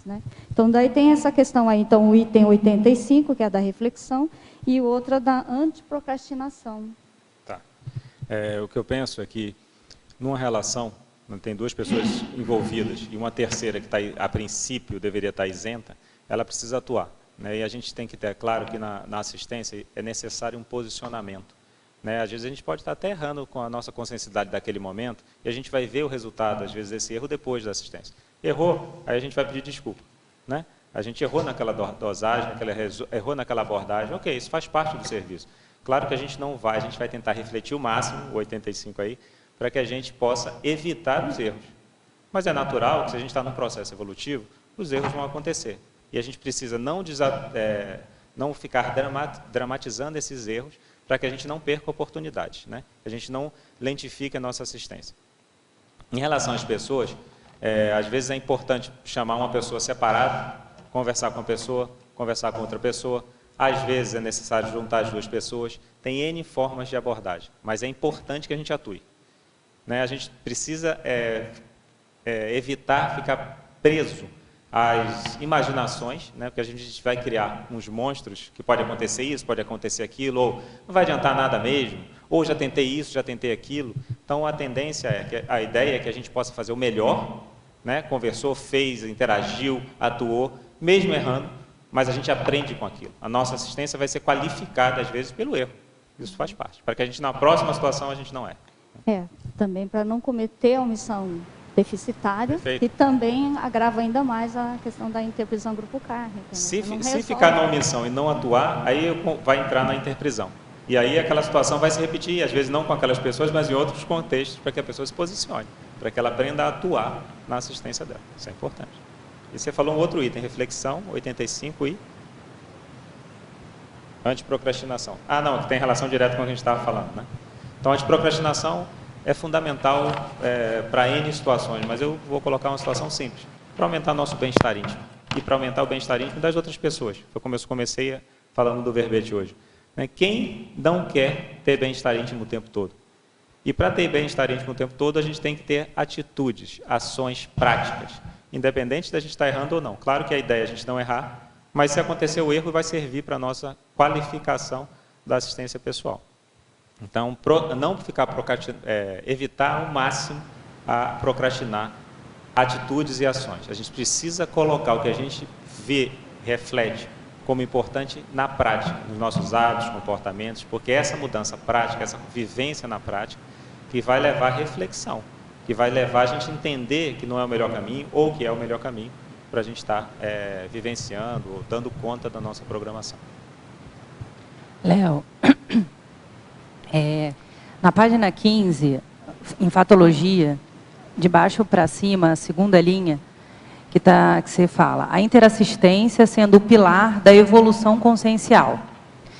O que eu queria que você abordasse? Assim, a condição das várias vidas a gente ter vivido, né, ou como vítima ou como algoz, e essa condição da interassistência ser uma opção, né, mais lúcida para a questão da evolução consciencial, porque a gente sabe que esse caminho é o caminho mais assertivo aí da evolução.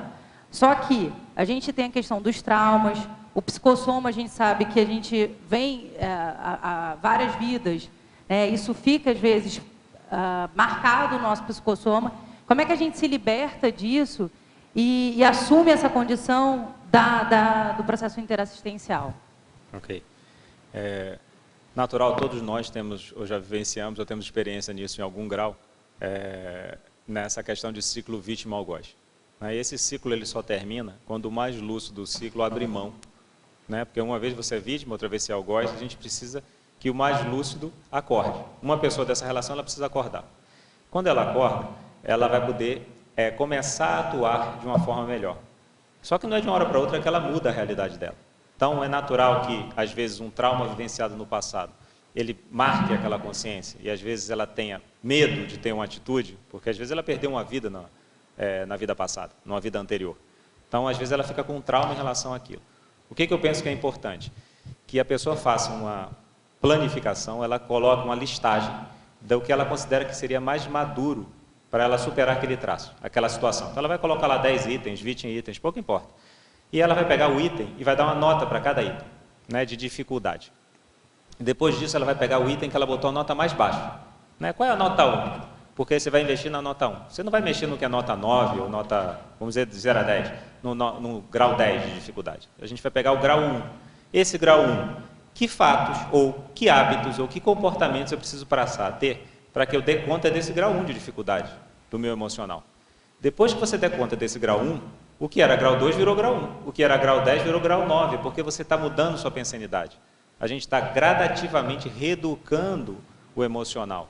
E aí, cada vitória que a gente tem, a gente se apropria de autoconfiança, que vai dar energia para a gente dar conta com mais tranquilidade do item seguinte, que já não vai ter o mesmo peso que tinha no início dessa avaliação que a gente fez.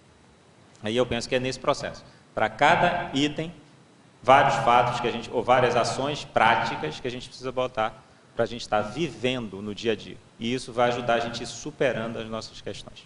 Porque, por exemplo, às vezes a gente encontra dificuldade, né, a questão da família, mãe com filha, é uma coisa assim bem recorrente, né? Então, quando você fala essa coisa, a questão da pontuação, a questão da gente avaliar, às vezes a gente percebe racionalmente que aquilo é um ciclo vicioso e a gente não consegue sair daquele ciclo vicioso. Até porque, assim, a nossa mãe está ali do nosso lado, é bem complicado isso, né? E às vezes eu vejo, poxa, se a gente não atualiza a imagem, que ela, na verdade, é uma consciência, não é simplesmente a nossa mãe, eu não sou ali a filha, nós somos consciência. E aí, assim, fica bem difícil, né? Então, principalmente eu vejo essas relações, mãe com filha, pai com filho, que são relações que você tem que estar ali o tempo inteiro em contato com aquela consciência que em alguma vida você foi vítima, ou você foi algoz, ou você foi vítima, algoz, né? Então, esse item, quando você fala da interassistência sendo o pilar da evolução consciencial, ele é muito sério. E aí eu fico pensando exatamente nessas relações, porque por mais que a gente já tenha maturidade para encarar racionalmente, não, sou consciência, estou aqui nessa vida, ela é minha mãe, eu já tenho que agradecer por ela ter aceitado eu renascer sendo filha dela, né? Mas ainda assim fica, né? Tem essa coisa do psicossoma, tem uma coisa de outras vidas que a gente tem essa grande dificuldade de sobrepairar, vamos dizer assim, né? Então, por isso que eu achei interessante esse pilar quando você fala da interassistência sendo, né, a opção, assim. Vou dar um exemplo pessoal. Eu acho que eu já dei esse exemplo em um outro verbete. Há vários anos atrás eu tinha uma dificuldade na relação com meu pai. Então existia uma mágoa da minha parte, né? E eu procurei resolver isso da melhor forma possível, tentei de tudo e não consegui resultado. E aquela mágoa estava ali. E eu sabia racionalmente que era negativo. Eu não queria mais ter aquilo. Então, isso me prejudicava, eu tinha noção disso, isso prejudicava aquela pessoa, eu tinha noção disso, mas eu não tinha maturidade suficiente para digerir aquela situação de uma hora para outra. E eu fiquei pensando e perdendo, assim, vou considerar perdendo tempo, porque eu fiquei linkado com essa mágoa. Eu falei, pô, não quero mais viver isso, não quero mais isso, não quero mais isso. E aí você quer se livrar daquilo, e quanto mais você quer se livrar e ficar preso àquela situação, mais você se atrapalha. Você está mantendo uma afinidade com um assédio, um autoassédio, em algum grau. Heteroassédio também, mas um autoassédio. E aí, o que eu comecei a fazer? Na época eu não tinha essa lucidez, hoje em dia eu consigo ver isso um pouco melhor. Eu comecei a botar minhas metas e o que eu queria para melhorar minha vida pessoal e melhorar outras pessoas. E aí eu fui atrás dessas metas. O que eu fui observando? Que cada conquista que eu tinha, que eu ia reciclando um traço, melhorando uma relação, bem dentro do grupo familiar ou fora, ou explicitando, dando aula e tudo mais, eu ia melhorando a minha condição de consciência, ou a autoconsciencialidade, e enxergar as situações de dúvida. Quando eu ia olhar para aquela questão da mágoa, eu percebia que tinha melhorado. Por quê? Porque tinha situações de contato que era menor a intensidade daquela repercussão negativa. Com o tempo isso foi melhorando, e chegou um ponto que eu consegui digerir isso de uma forma 100%. Né? Hoje em dia não existe incômodo nenhum. Eu até falei no verbete, no pedido de desculpa na sexta-feira, que uma forma da gente estar avaliando se a gente limpou uma relação 100% é a disponibilidade de vir próximo daquela consciência em uma outra existência. Se você vem com outra, você está disponível para receber aquela pessoa como filho, como mãe, como pai, como irmão, como o que quer que seja, você está isento para aquela relação, ou seja, você resolveu aquela relação. Se existe um incômodo, de novo, não quero viver livre dessa pessoa. Isso indica que há algo ainda a ser trabalhado. Então, é gradativo o processo. Mas esse gradativo, ele vai depender do nosso investimento pessoal, né? Então, a gente pode resolver questões em anos e a gente pode resolver questões em alguns meses, ou em 1 ano, ou em 2 anos, né? Se o professor Oswaldo traz a ideia que a gente pode chegar numa condição de desperticidade em 3 anos hoje em dia, é porque a gente pode digerir nossas questões e resolver nossas questões emocionais com uma certa rapidez. Até 3 anos é muito pouco, mas isso vai exigir teática, isso vai exigir novos comportamentos, isso vai exigir novos hábitos, isso vai exigir reflexão para que a gente reveja a nossa pensanidade na prática, né? Que ações, que palavra que você vai deixar de falar, porque aquela palavra ela linka com um padrão emocional de vitimização, de desvalorização. Então a gente vai começar a ser detalhista no que a gente vai atuar para mudar a nossa realidade. Então vou dar um exemplo. Às vezes a pessoa é agressiva, ela usa muitas palavras agressivas, ou a pessoa se vitimiza e usa muitas palavras de vitimização, de baixa autoestima e tudo mais. É aquela história da pessoa que se arruma e pergunta, tá ruim? Porque tem gente que se arruma e pergunta se tá bom, tô bem. Tem gente que pergunta se está ruim. Então, às vezes, uma mudança nessa abordagem, por mais que pareça no início que isso não vai fazer diferença, com o tempo, você mudando a forma de pensar, isso vai impactar em maior grau a nossa assistência, ou a autoassistência. E aí, gradativamente, a gente muda a nossa pensanidade e consegue entender melhor o nosso emocional e compreender melhor e ir superando ele. Leonardo, antes da gente continuar aqui as perguntas, eu queria fazer um lembrete, pessoal, que hoje, dia 27, é o último dia para a gente fazer aquela pontuação do colegiado da Conscienciologia. Se você é voluntário da Conscienciologia, não deixe de fazer essa pontuação. Você pode acessar pelo icge.org.br. E é bem fácil, em 10 minutos dá para fazer a pontuação. E esse instrumento, ele foi criado justamente para ajudar a gente a fazer uso de um mecanismo mais democrático. No caso, foi proposto, né, essa técnica aí de pontuação pelo professor J. Vasconcelos, autor do livro Democracia Pura. Então, vamos lá. Até ontem tinham poucas pessoas ainda que tinham feito a pontuação. Como a data final é hoje, então vamos lá, vamos em frente para fazer aproveitar essa oportunidade de exercício da democracia pura aqui na CCCI. Que esse colegiado da Conscienciologia, ele foi proposto pelo professor Valdo Vieira no Dicionário de Argumentos da Conscienciologia, e ali ele coloca a importância de se formar um colegiado para desenvolver as atividades que ele até então fazia aqui com a gente. Tá? Então, ele é muito importante, a gente sabe o quanto que a CCCI precisa, né, de um organismo desse porte para sustentar e desenvolver alguns itens não previstos em nenhuma instituição, inclusive na Unicim. Né? Então, é isso. Instrumento de pontuação, acesse www.icge.org.br. Agora, Leonardo, tem uma pergunta aqui que é um pouco a side do verbete, mas, de todo modo, tem relação, é para você. E o professor Leonardo assistiu uma excelente palestra conscienciológica na sexta-feira passada. No entanto, o professor finalizou sua apresentação se mostrando totalmente a favor da volta dos militares ao poder. Também encontrei muitos voluntários a favor do retorno da ditadura militar. Opa! Que análise a partir do seu verbete você pode fazer desse posicionamento contraditório e retrógrado presente dentro da Conscienciologia? Eu acho assim, que pode ter uma avaliação um pouco exagerada nesse sentido, porque a Conscienciologia ela vai prezar exatamente pela liberdade. É como a professora Dulce acabou de falar, democracia pura. Então, a ideia é que a gente possa estar aberto para que a gente converse, para que a gente debata. O tertuliário é uma prova viva disso. Claro que cada pessoa ela tem o direito de falar o que ela quiser, né? E a gente precisa estar atento, questionando, para que a gente possa avaliar o que a gente concorda e o que a gente discorda. Sem discordar efetivamente da pessoa, mas da ideia dela. Então, se a pessoa colocou realmente uma questão nesse sentido, de ser a favor de um militarismo e tudo mais, é uma postura que eu penso, ao meu modo de ver, inadequada, porque eu sou adepto da democracia pura. Eu sou adepto de conversa, sou adepto de troca, de debate.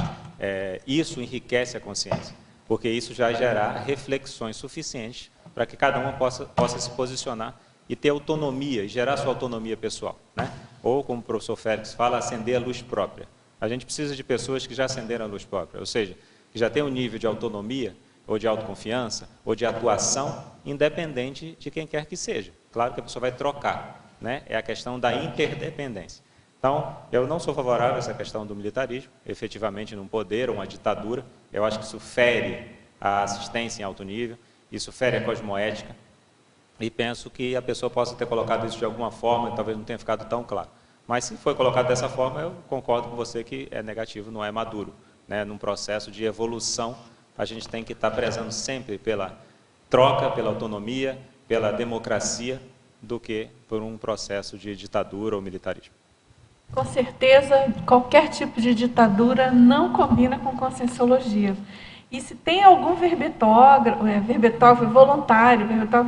voluntário, ele disse que tem muitos voluntários a favor do retorno da ditadura militar. A gente desconhece isso, eu nunca ouvi nenhuma colocação nesse respeito, mas se você está colocando, é bem importante você fazer uma TARES aí com essa turma, né? Concordo plenamente, está faltando ela assistir esse professor, esse professor está precisando de assistência. Isso aí. Entra no embalo aí da taxologia da interassistência. Isso, assume sua parcela da assistência. O pessoal está fora da casinha, como diz o outro. Não dá, gente, conscienciologia com ditadura não tem sentido. Agora, professor Leonardo, na binomiologia, página 16, como podemos melhorar a vivência do binômio reconhecimento-gratidão nessa época de cada um por si, ainda mais em épocas de crise política, moral e financeira? Como olhar mais, reconhecer e ter gratidão quando cada um está mais preocupado com a própria sobrevivência? Existe um verbete que chama binômio reconhecimento-gratidão. Coincidência ou não, fui eu que escrevi também. O que acontece aí? Realmente as pessoas estão muito interessadas, ou estão muito egoístas, vamos dizer assim, egóicas, egocentradas no planeta. E uma coisa que é importante, que é uma parcela que cada um precisa fazer, é fazer uma listagem de quantos aportes, dos aportes que recebeu ao longo da vida. Isso é importante, porque quando ela começar a listar, ela vai ver que ela teve muito benefício, ela vai ver que ela teve muita ajuda. E a partir desse reconhecimento, dessa identificação, ou dessa listagem de aportes recebidos, aí sim, ela vai poder entender que ela recebeu, ela teve algum mérito para aquilo, e a partir disso, ela tem gratidão pela assistência que ela recebeu de N pessoas, conscientes ou consciex, e aí a gente tem que pensar em retribuir. Então, a retribuição talvez seja o mais sério do entendimento desse binômio reconhecimento-gratidão. Que se a gente reconhece os aportes, se a gente tem gratidão pelos benefícios que a gente recebeu, é importante, como uma consequência natural de maturidade, que a gente vá retribuir esses benefícios, não só para as pessoas, às vezes envolvidas, né, que ajudaram a gente, mas principalmente, ou tão mais, para outras pessoas, para melhorar a realidade gradativamente do planeta, né? Então, foi nesse sentido que eu coloquei o binômio. Agora, na trinomiologia, página 16, você poderia aprofundar o trinômio estudo, técnica, amparo? Sim. Quanto mais a gente estuda e a gente conhece, a gente se torna cada vez mais o processo da tudologia, né, que a conscienciologia traz, da gente entender um pouquinho das coisas ou aprofundar mais o estudo sobre nós mesmos, principalmente, e sobre as realidades, sobre o convívio, sobre a melhor forma de interagir com as pessoas ou com o planeta, mas a gente vai qualificar, a gente vai sentir a necessidade de qualificação. Para qualificar isso, a gente vai usar técnicas, não só na autoqualificação, mas para atuar em relação ao planeta e às consciências. E, naturalmente, nesse estudo, quanto mais a gente entende as técnicas, mais a gente vai se qualificar para atuar com um amparo, com amparabilidade maior. Então, por isso que eu botei esse trinômio, estudo, técnica, amparo. Quanto mais a gente estuda, mais a gente qualifica a gente mesmo, qualifica nossas técnicas e a gente tem condições de atuar na assistência com mais maturidade, né? A gente passar a ser uma referência positiva em relação à assistência. Às vezes, sua presença no ambiente, ela já impacta as consciências e as consciex sadiamente. Por favor, na página 18, na caracterologia, poderia falar dos itens 2, 15, 26 e 79, por favor. Tá. A acabativa. A acabativa é uma forma da gente estar avaliando a quantas anda a nossa assistência, né? Então, se a gente começa um projeto assistencial e a gente realiza aquele projeto, vai até o fim com aquele projeto, um projeto pessoal também, né? Às vezes é um estudo que você quer fazer, uma faculdade, ou um curso, ou um verbete, a quantas anda a nossa acabativa? Isso vai dar uma ideia de como a gente está executando a nossa programação. Se a gente deixa muitas coisas em aberto, a gente está rateando no nosso processo evolutivo, no nosso processo de amadurecimento. Qual o outro item? 15. Asepsia. A asepsia aqui, ela pode ser avaliada de várias formas, né? Vou colocar uma situação, por exemplo. Qual o nível da nossa asepsia energética ou a nossa asepsia pensênica no nosso dia a dia? Por que isso? Porque isso vai impactar a nossa assistência. Se a gente se contamina energeticamente, a gente não desassimila, como é que a gente vai fazer uma assistência em alto nível? A gente está comprometendo a nossa assistência e nosso equilíbrio íntimo. E aí eu posso pensar na asepsia em relação à pensenidade.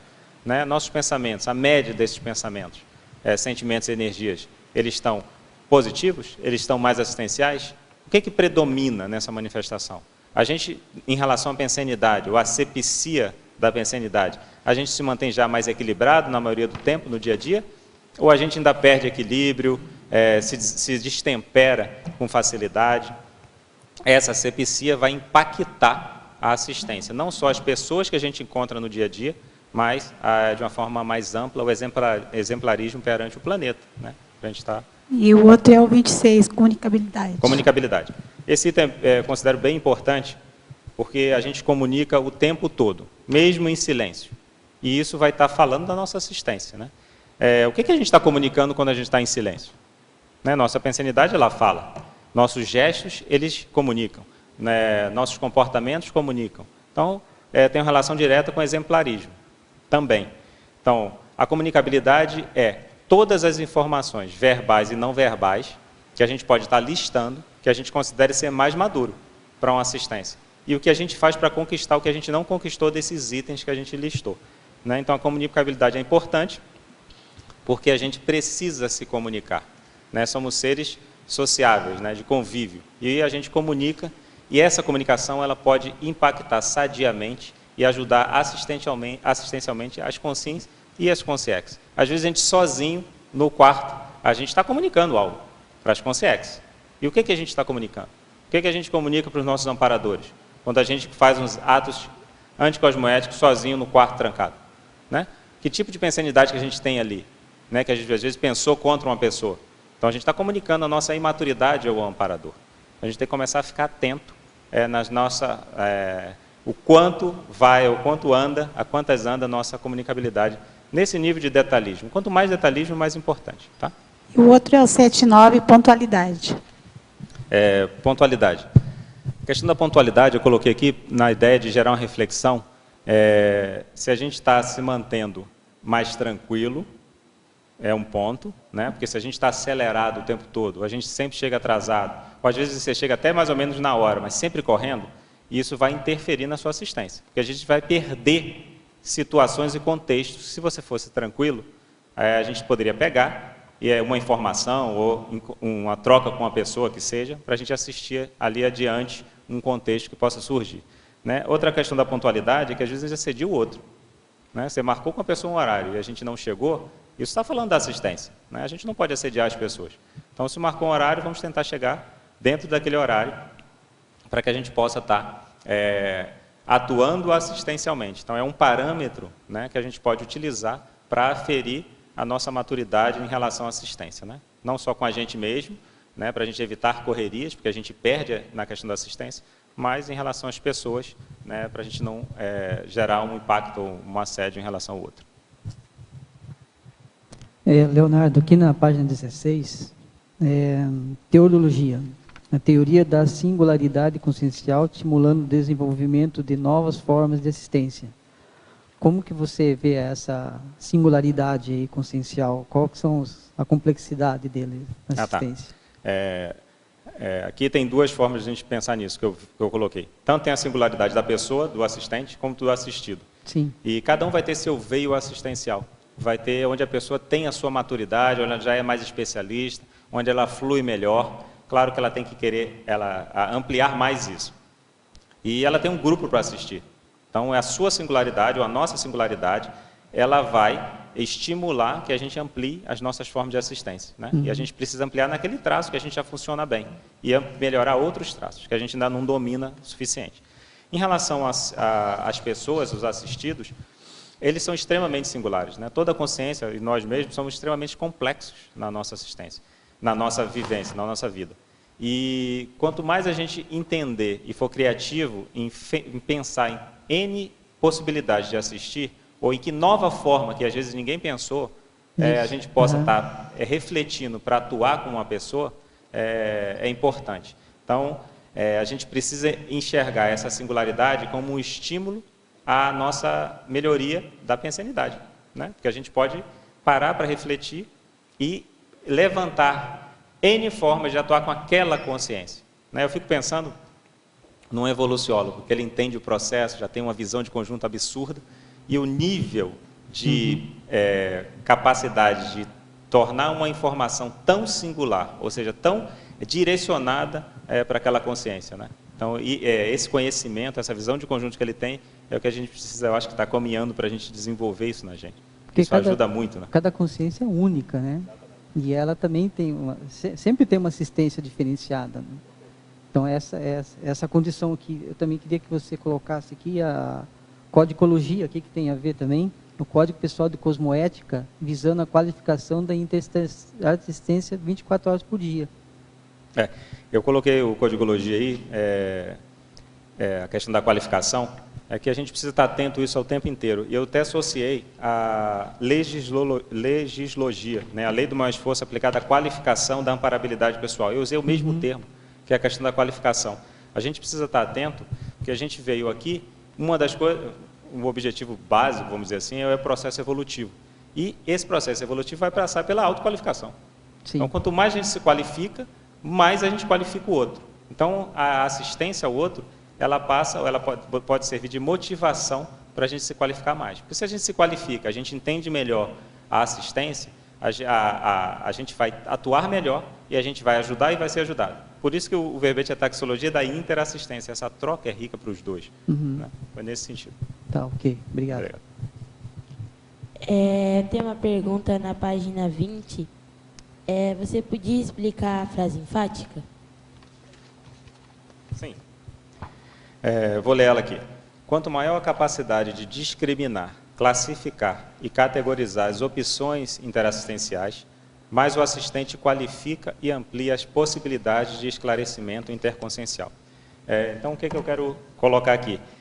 Quanto mais a gente tem condições de entender as pessoas, né? Quanto mais a gente tem condições de pensar no que as pessoas precisam para melhorar algum aspecto, para deixar de ser ranzinza, por exemplo, ou para ter uma atuação melhor, mais a gente pode, entendendo isso, a gente pode pensar, refletir, como a gente pode fazer com aquela pessoa. É um abraço que ela precisa? Vamos dar esse abraço para ela. Né? É uma abordagem diferente? É uma pergunta que a gente vai fazer para a pessoa sair do padrão de ranzice dela, vou chamar assim, de fechadismo, dela estar fechada para uma troca, para um convívio sadio, né? Às vezes a pessoa quer fazer a mesma coisa sempre. Então, como é que a gente ajuda essa pessoa? Então, essas opções e essa qualificação íntima, que a gente, e melhorando a nossa forma de agir com as pessoas de uma forma geral, respeitando a identidade ou a singularidade de cada pessoa, vai levar a gente a escolher a melhor forma de interagir com o outro, para que a gente possa esclarecer. E a ideia do esclarecimento é que a gente possa ajudar o outro a entender melhor ele próprio. Porque ele entendendo melhor ele próprio, ele vai ajudar a melhorar aquele convívio num grupo familiar, com as trocas com as pessoas que ele conhece. A pessoa vai se sentir melhor com ela mesma. Tudo bem? Tudo bem? Obrigado. Leonardo, dá tempo para mais uma. Você já comentou, mas é importante, esse verbetógrafo pergunta se você podia dar exemplos sobre credores a maior e a menor e credores amparadores.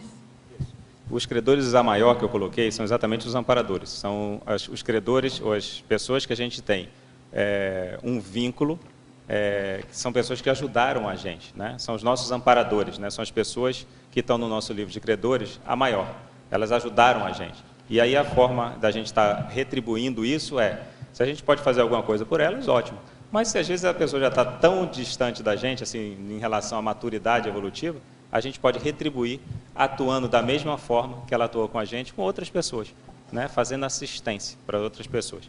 A questão a menor são as pessoas que a gente prejudicou em algum momento, né? Então, tem uma área dos livros dos credores, isso pode ser feito de várias formas, tá? Não tem que ser dessa forma especificamente, eu só estou dando um exemplo de uma categorização, que são pessoas que a gente errou no passado, seja nessa vida, ou seja em outras vidas, né? A gente teve erros que a gente cometeu. As pessoas, mas como é que eu vou mapear as pessoas de outra vida? A forma ou a interação que a gente tem com as pessoas nessa vida vai deixar clara a relação de passado com aquela pessoa. São pessoas que vão exigir mais da gente? Sim. Às vezes a pessoa está cobrando da gente algo e você nem sabe por quê. Então, pode ter relação com algo do passado. Aí a gente tem que pensar o seguinte, se ela está no livro de credores e a gente se coloca como assistente dessa pessoa, como a gente tivesse que reparar, como a gente tenha que reparar alguma coisa em relação a melhorar aquele convívio com aquela pessoa, é importante que a gente pense detalhadamente como que a gente pode atuar para a gente resolver e dar um ok no nosso livro de credores, sabendo que a gente fez a melhor atuação possível, né, que a gente chegou num resultado que a gente considera sadio, positivo, que aquela relação ela foi mudada para melhor. Não tem nada mais mal parado naquela relação. Então, acho que é um parâmetro para a gente dar vamos dizer assim, um ok, né, um sinal de certo no nosso livro de credores. Muito bem. Nós agradecemos muito sua participação, aguardamos os próximos, né, Leonardo? Obrigado. Já tem 2, se eu não me engano. Tem mais 2, em revisão, Isso. né? Pessoal, então, muito obrigada pela participação de vocês, tertulianos, teletertulianos. Até a próxima tertúlia e vamos aos nossos anúncios. Obrigado. As pontuações da tertúlia de hoje são 25 assinaturas no livro de presença, 19 perguntas presenciais e 15 perguntas respondidas online. Hoje teremos 4 recados. A Alzira, com o 2º curso de campo Imersão em Conscienciometria, a Maria, com a semana Holotecologia Cosmovisiologia, a Terezinha, com os 20 anos do CAEC e o Weber, com o Fórum da TENEPS. Boa tarde, teletertuliano e teletertuliana. Sou Alzira Guesing e estou aqui para convidá-los para o curso Imersão em Conscienciometrologia. É um curso sem pré-requisito, que vai acontecer no dia 6, 7 e 8 de novembro de 2015, aqui em Foz do Iguaçu, no Hotel Mabu. Este curso tem uma peculiaridade por ser sem pré-requisito, ele vai unir 2 especialidades, a conscienciometrologia, a intrapesquisologia e a paraperceptometria, ou seja, a parapercepciologia. Por quê? Porque nós vamos ter 3 campos, onde acontecerão 3 oficinas conscienciométricas, a oficina do Trafor, do Trafar e do Trafal, onde você vai identificar os seus trafores, os seus trafares e os seus trafais neste momento evolutivo através do conscienciograma, e 2 campos autoconscienciométricos através dos EPICONs, Luiz Gonçalves, Moacir Gonçalves, Lilian Zolé e Everaldo Bergonzini. Então, acontece que na parte da tarde você participa das oficinas conscienciométricas e na parte da manhã você participa dos campos autoconscienciométricos, com os EPICONs. Então, você faz a sua autopesquisa e depois vai para o campo refletir e passar pela mega-euforização e pela energização e, quem sabe, a psicofonia com a consciex amparadora. Quem tem maiores interesse, vontade, participação e disponibilidade, sejam todos bem-vindos. E o contato pode ser através do telefone 45 9994 1460 ou pela loja virtual do site da Conscius, www.conscius.org.br. Sejam todos bem-vindos.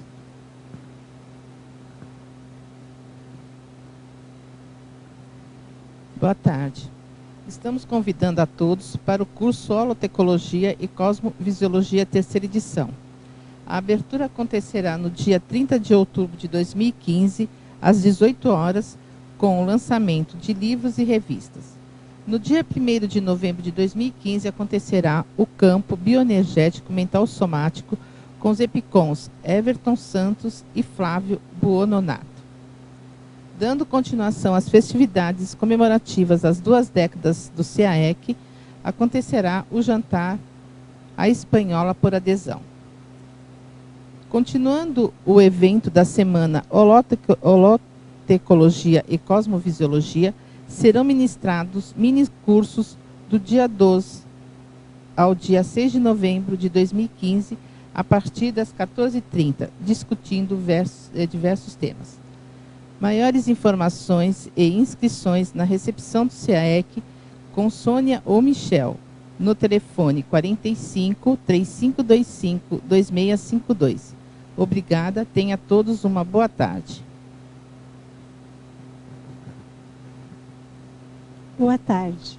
Meu nome é Terezinha, estou aqui para convidá-los para o aniversário dos 20 anos do CAEC. A festa será no dia 17 de outubro, às 19 horas, e será feito um jantar dançante com música ao vivo. O local é no Hotel Mabu Interlúdio e os convites se encontram na recepção do CAEC. O valor está em torno de R$ 80,00 e poderá ser parcelado em até 4 vezes. Lembrando que as vagas são limitadas. Venham todos e participem deste grande evento. Só para reforçar, o telefone é 45 3525 2652. Muito obrigada. Boa tarde a todos. Eu gostaria de informar que já estão abertas as inscrições para o 11º Fórum da TENEPS e 8º Encontro Internacional de Tenepsistas. Esse evento, o Fórum da TENEPS, é um encontro anual de praticantes da TENEPS, conscientes tenepsáveis, pesquisadores em geral da TENEPS e da assistenciologia. O evento vai ocorrer de 18 a 20 de dezembro, aqui em Foz do Iguaçu, e a temática central do evento vai ser teática tenepsológica. Maiores informações na recepção do CAEC, através do telefone 3525-2652 ou do e-mail caec@caec.org. Tá bom? Muito obrigado.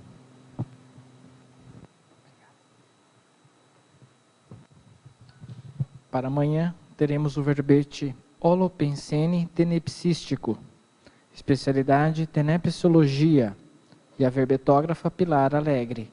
Muito obrigado e boa tarde a todos.